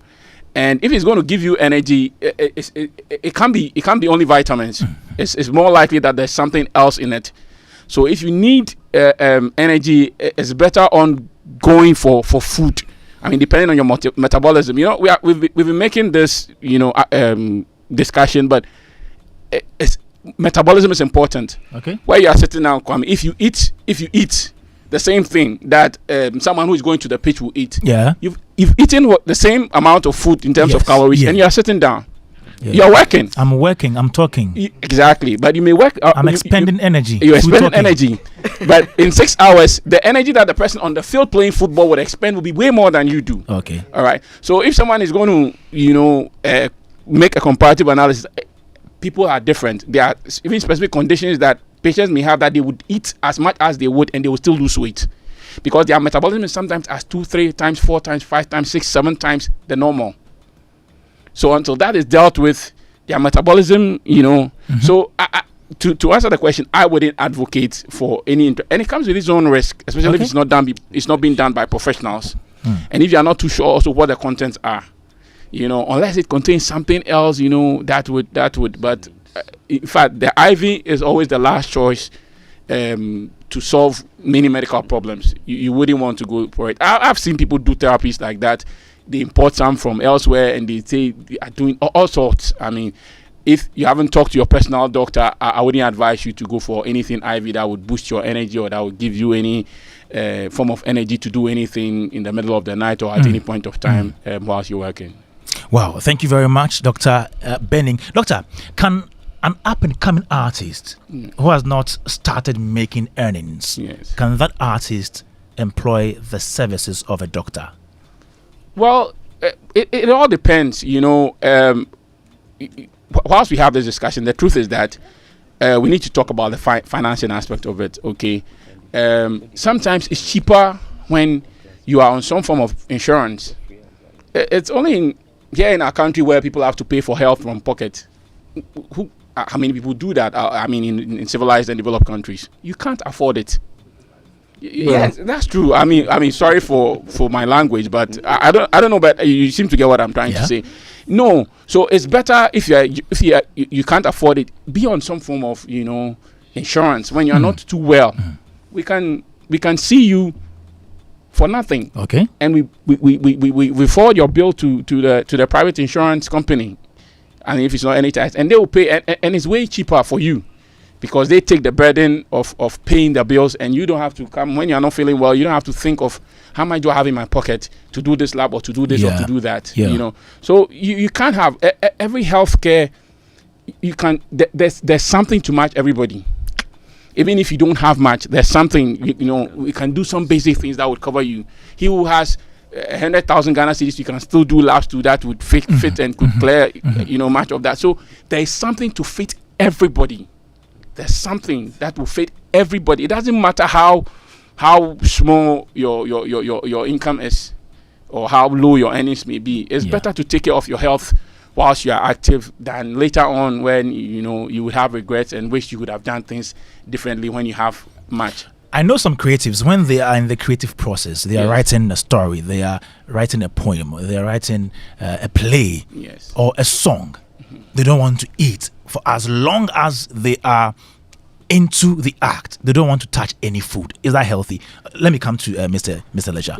Okay. Is it healthy? Of course, that's malnutrition. I mean, abstaining from food is bad. Let's say 12 hours. I've written a song. Of course. But then if I want to okay, it's too long, Okyeame, is it too long? I fast. I abstain from food for more than 12 hours every day. Every day. Yes. Let's put this in perspective. I mean, when we eat in the evening and wake up in the morning, we are staying without food for 10, 12, 11 hours. So it's not a new thing that anybody is doing, right? But then if the habit of not eating for performance purposes during the day when you should be eating is the norm, that is where I'm saying it's not the right thing to do or the best thing to do, right? You should rather gain the energy from your food, and that should power or fuel your performance. Otherwise, at the end of the day, even exposing the stomach to or leaving the stomach fallow can expose you to the lining of the stomach to digestive juice. For how long? And for how long are you not supposed to starve yourself? It's supposed to be every 6 hours. You should have some healthy, your stomach shouldn't be empty within 6 hours. Healthy, well-balanced food going into the stomach, right? So you should. But then if a performer, an artist, has a period where you are low on energy, you don't want to eat once a while, people do feel that way. It's not like, a noose is placed around your neck that if you don't eat you'll be hanged. No, you can be ill and not be able to eat. That's not going to kill you. But then as part of healthy lifestyles, you shouldn't be abstaining from the food. I'm saying this because if you've been in the music studios with artists, creatives before, you would know what I'm talking about. When you are so engrossed in the activity, you want that melody to be right. You won't leave the song to go eat and come. You want to finish everything. And especially for those who have studios.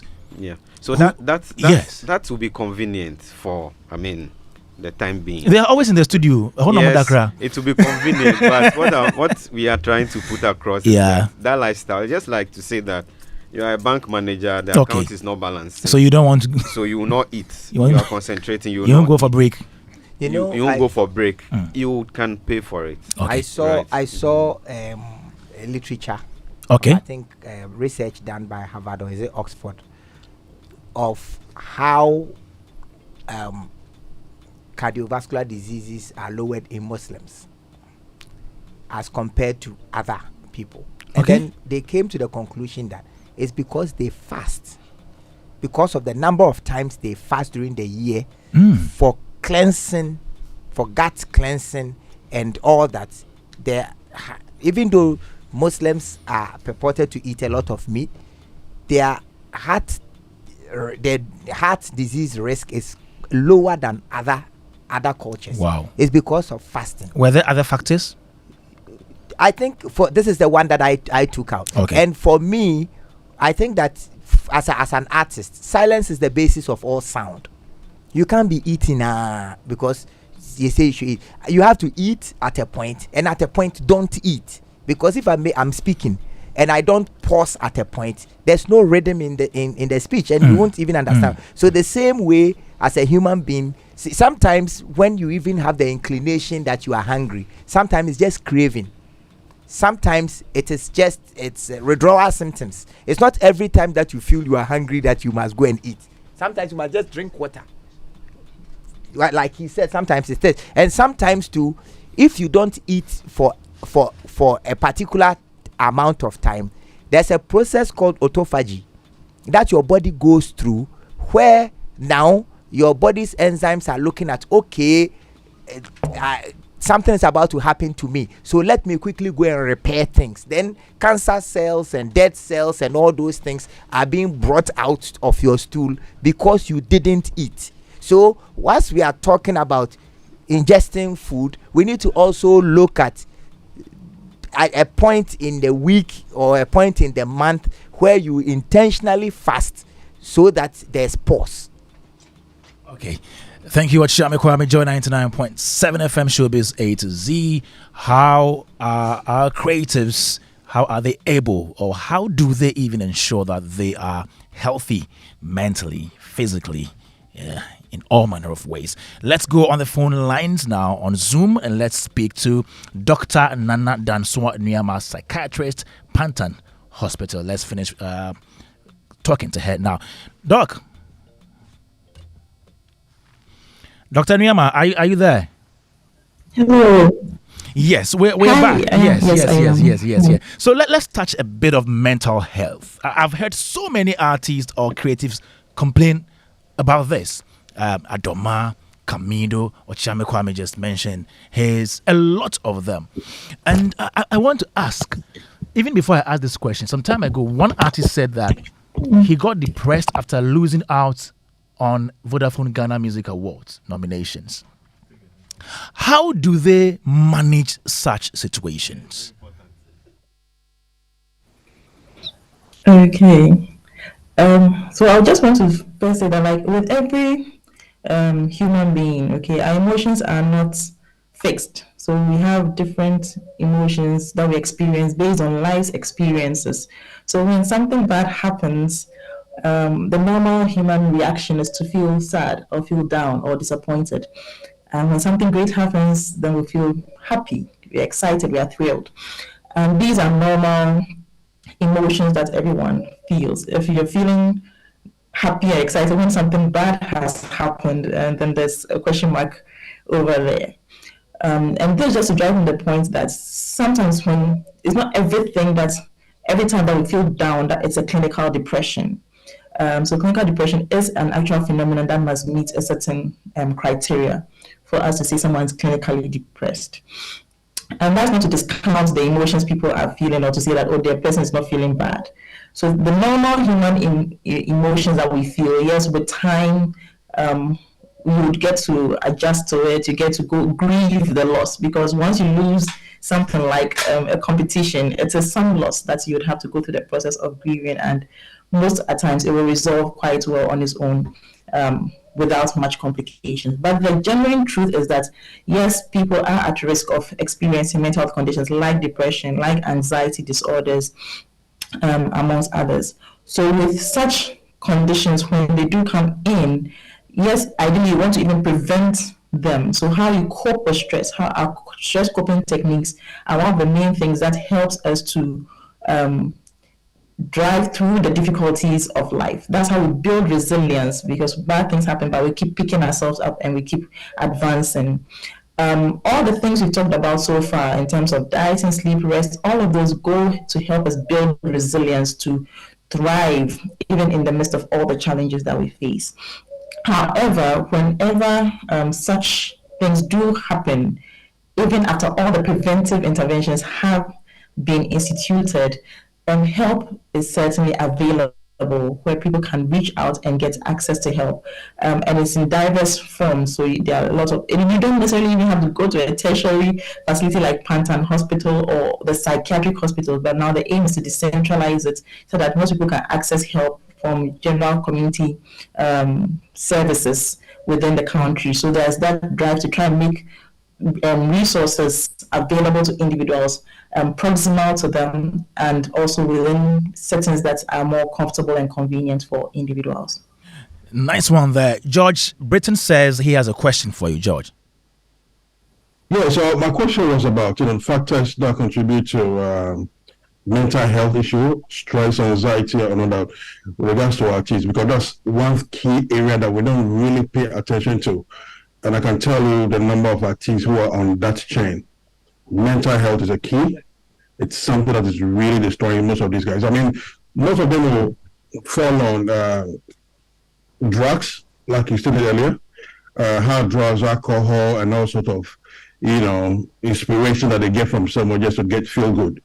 Now, how do we first of all identify when these crises are coming in, and then how do we as well fight it? Okay, thank you very much. And those are very laudable questions. So factors that influence activities or that drive these things. So we've spoken from a lot of things we said actually feed into these things, and we should bear in mind that the body and the mind are very related. So yes, biological factors are there. So we talked about the genetic risks and all of those things. So those still translate into the mental health space as well. So there are some people who have come from a family history where they've had relatives who have had depression. Okay, they have a family history of someone dying from suicide, or a family history of different conditions, other mental health condition that puts the individual at an increased risk of experiencing some of these conditions should they have other factors coming in to add on to the initial genetic predisposition. Now, of course, comes in other biological issues. So in terms of people's neurotransmitters, like let's say fluids in the brain and other physiological states people are in, those can also influence and put others at risk of having these conditions. Then the social factors come in. So that's what we talked about, the high expectations, okay, of oneself and also of the pressures, social pressures around the individual. So that's where all these external stresses and internal as well. So the desire to achieve, okay, the stress of having to go through various shows back to back without getting adequate rest. The stress of having to deal with the negative comments after you've put in so much work, hard work, your blood and toil, your sweat, and you believe you've come up with something great, and you put it out there, and now everybody's saying their thoughts that might not work on. All of these negative hits are all stresses in there. And then again, of course, the use of illicit substances also add on as a risk factor for people beginning to develop these other mental health conditions. So the factors are, yes, biological, then also psychological, even how the person views themselves and how others view them. All of these things feed into predisposing someone to having mental health conditions. Okay, how do you identify some of these things? So generally, we would know an individual for like given how they are like. Okay, the person's nature. So some people are a bit more quiet and more reserved. Some people are a bit more outgoing and very engaging. The person's nature and state is already a well-known baseline. So when we start noticing deviations from the person's baseline, that is consistent. Okay, so it's not like just a one-day phenomenon. Oh, I lost something and I'm down, and then like after a few days I'm back to my usual self. But this continues to translate. It continues to be pervasive. It continues, and you notice that it begins to affect the person's level of function. So the person is not able to do their usual routines. So the person, in terms of their self-care, they are not as involved as before. In terms of how to be productive with work, once it's getting to that level, then you know that there's a huge need to take time and look at the individual. Okay. And then also we should be mindful that in terms of the signs as well. So things like appetite changes. Okay, so you notice that the person is not eating as well as before. Their sleep pattern has changed. They're struggling to sleep. Or you notice that now you're not sleeping as well as before. You're struggling to either fall asleep, or you sleep and you keep waking up multiple times, or you notice that you wake up very early, more than 2 hours prior to your usual waking time, and you're really still struggling to fall asleep. Those tend to be very early signs that most people can tease around it. Of course, then the others, based on other symptoms that might come in for things like anxiety, the palpitations, the continuous worry and fear, that is just persistent, despite all your intervention trying to get it abated. Those are still signs that can help the individual. Of course, when it comes to substance use, that's like a whole discussion on its own again. Yeah. But once people are using it, you notice that a lot of signs can show up. And of course, we don't want people to hit the extreme where now the speech they are saying doesn't make sense.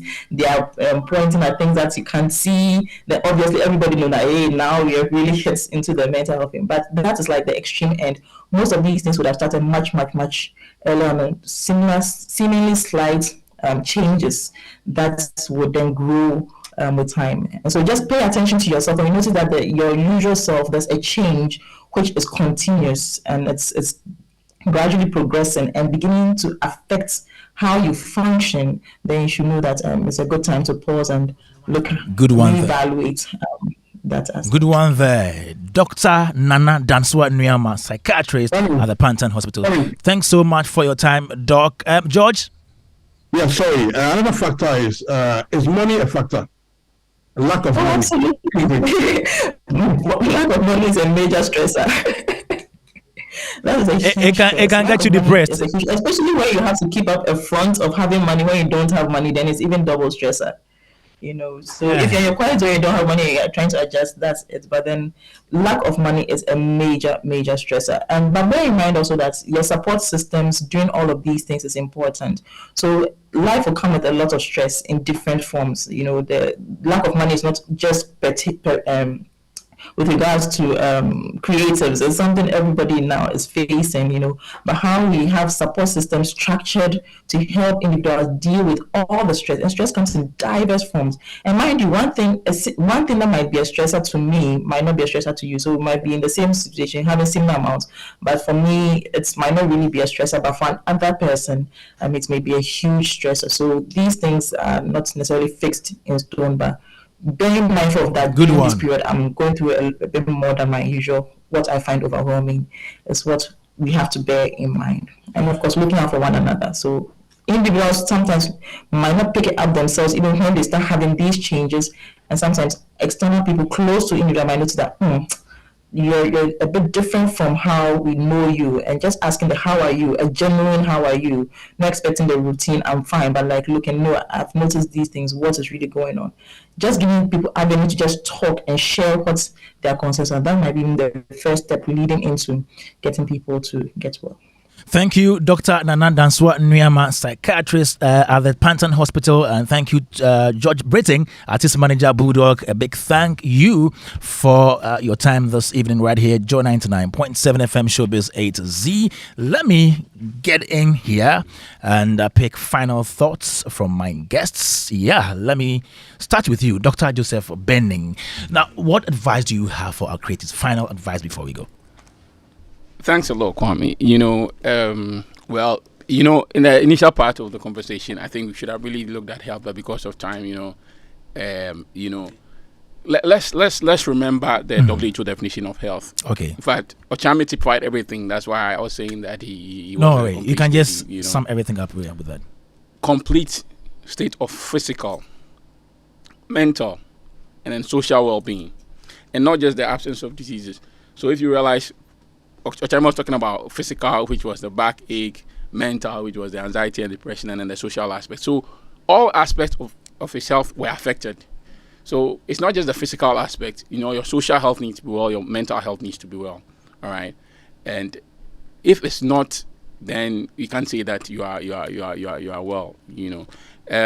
Health is important. We need to take care of our health. There's no substitute. Your body's got to last you a lifetime, and earlier we start making decisions that would keep us healthy, the better it is for all of us. We've made a lot of discussions about a lot of things, especially including exercise. What I like to say is that usually when there's this sensitization, people want to go to the extremes. They want to start and then giddy. Yeah, you're going to get into big problems. Please, exercise needs to be graduated. There are limits, even recommended limits. Spread between 4 to at least 5 days a week. About 150 hours of moderate exercise that will let you sweat. Well evenly spread. If you're going to start, you can't achieve. If you stop exercising for a long while, if you've never even exercised, and you're going to start, it's better to get a physical trainer who is going to take you through all the exercise. And if not, you might start developing certain complications or start having very dark urine, and you may not really know what's going on. I mean, it's not as simple as we've discussed it. I mean, time will not allow us. It needs to be graduated, very, very graduated. And if you are going to, even with your diet, try and see some professionals. Let them help you if you have serious, health issues. like we discussed, with your cholesterol, with your blood pressure, with your sugar or whatever. There are professionals that would help you. You can't do everything by yourself. Like a preacher I was listening to would say, he who tries to be El Shaddai shall die. You can't do it all. I mean, he who tries to be El Shaddai shall die. Bars!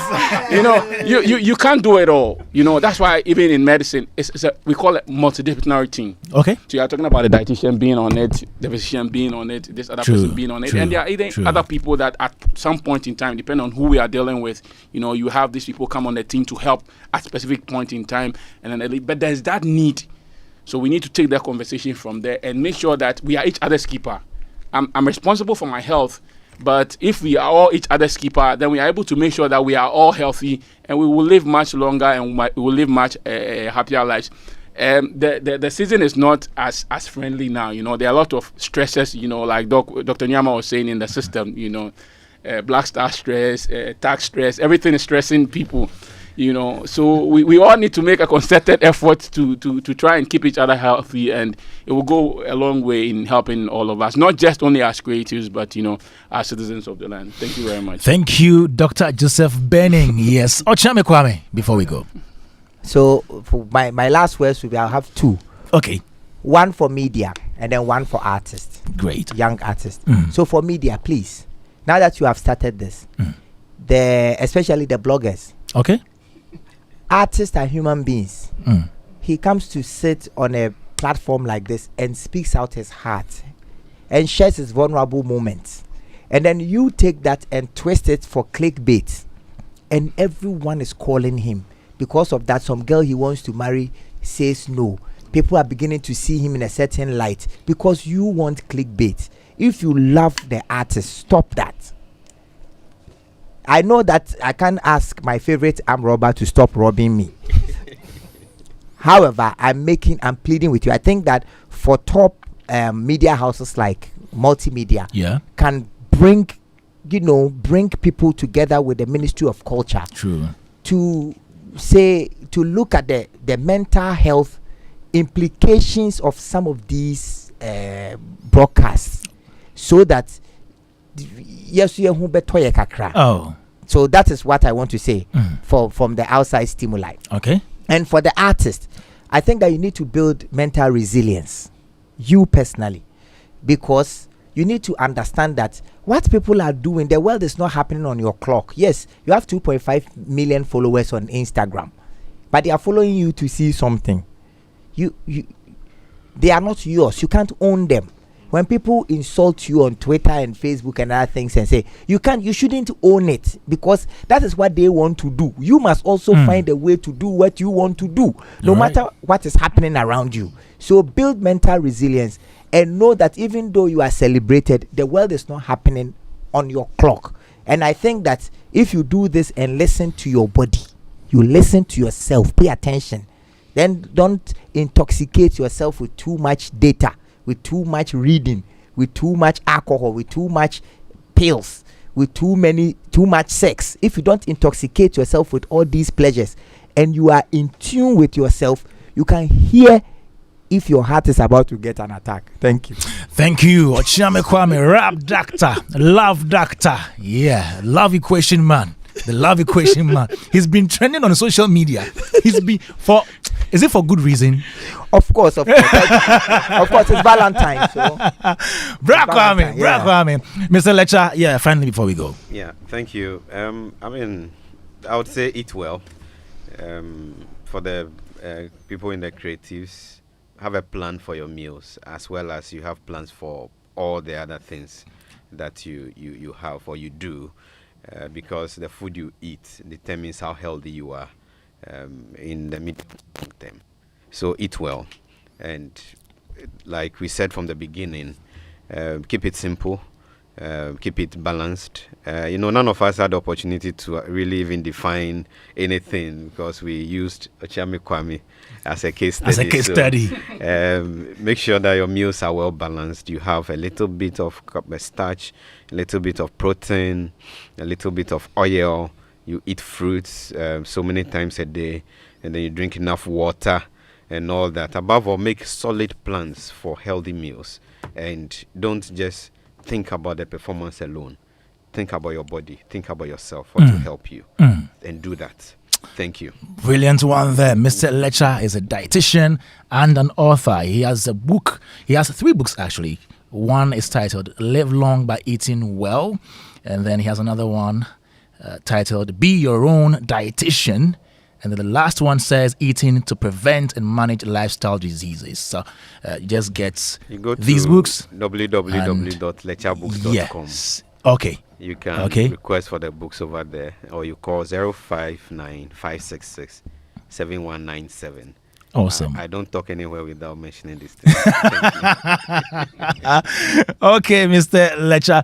Chief Mumin, my brother. Yeah. Before my final comment, I've always wondered, is any man really inspired by another man in boxer shorts to go and buy boxer shorts?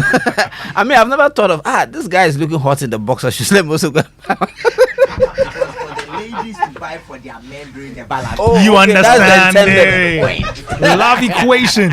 But I don't want to make a comment.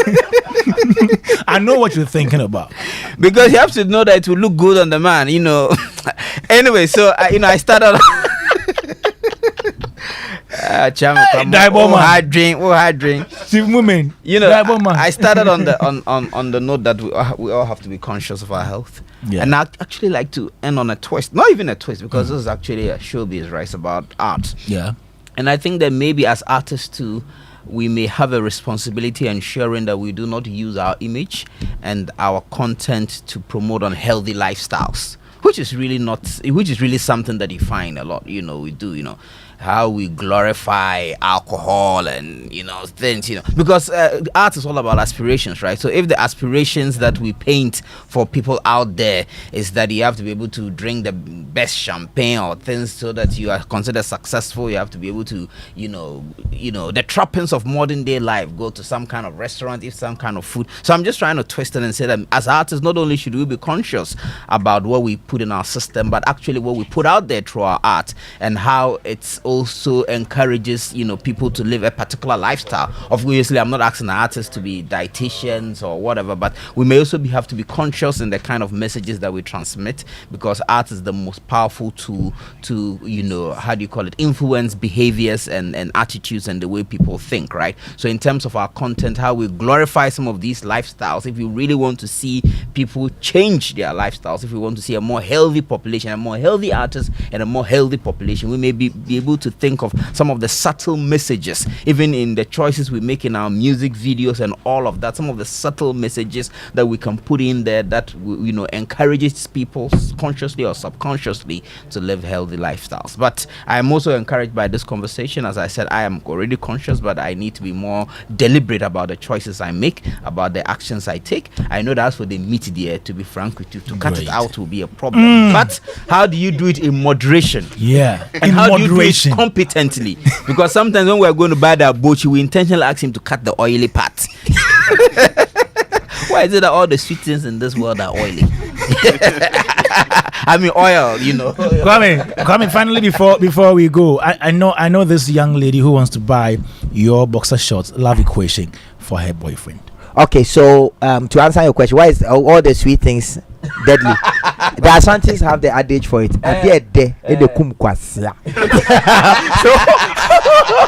let me come back here. So if you are looking to buy the boxer shorts, yes, please visit www.okweld.com.gh. okweld.com.gh. When you go front page, you can just what's the front add page? to cart. Yes, the front page. Yes, the front page. And also, if you want to call, you can call 531 0531 100 07 at 0531 100 707. Great. I have a question. Great. For the lady. Does the boyfriend look like Okyeame Kwame? We sell boxer shorts.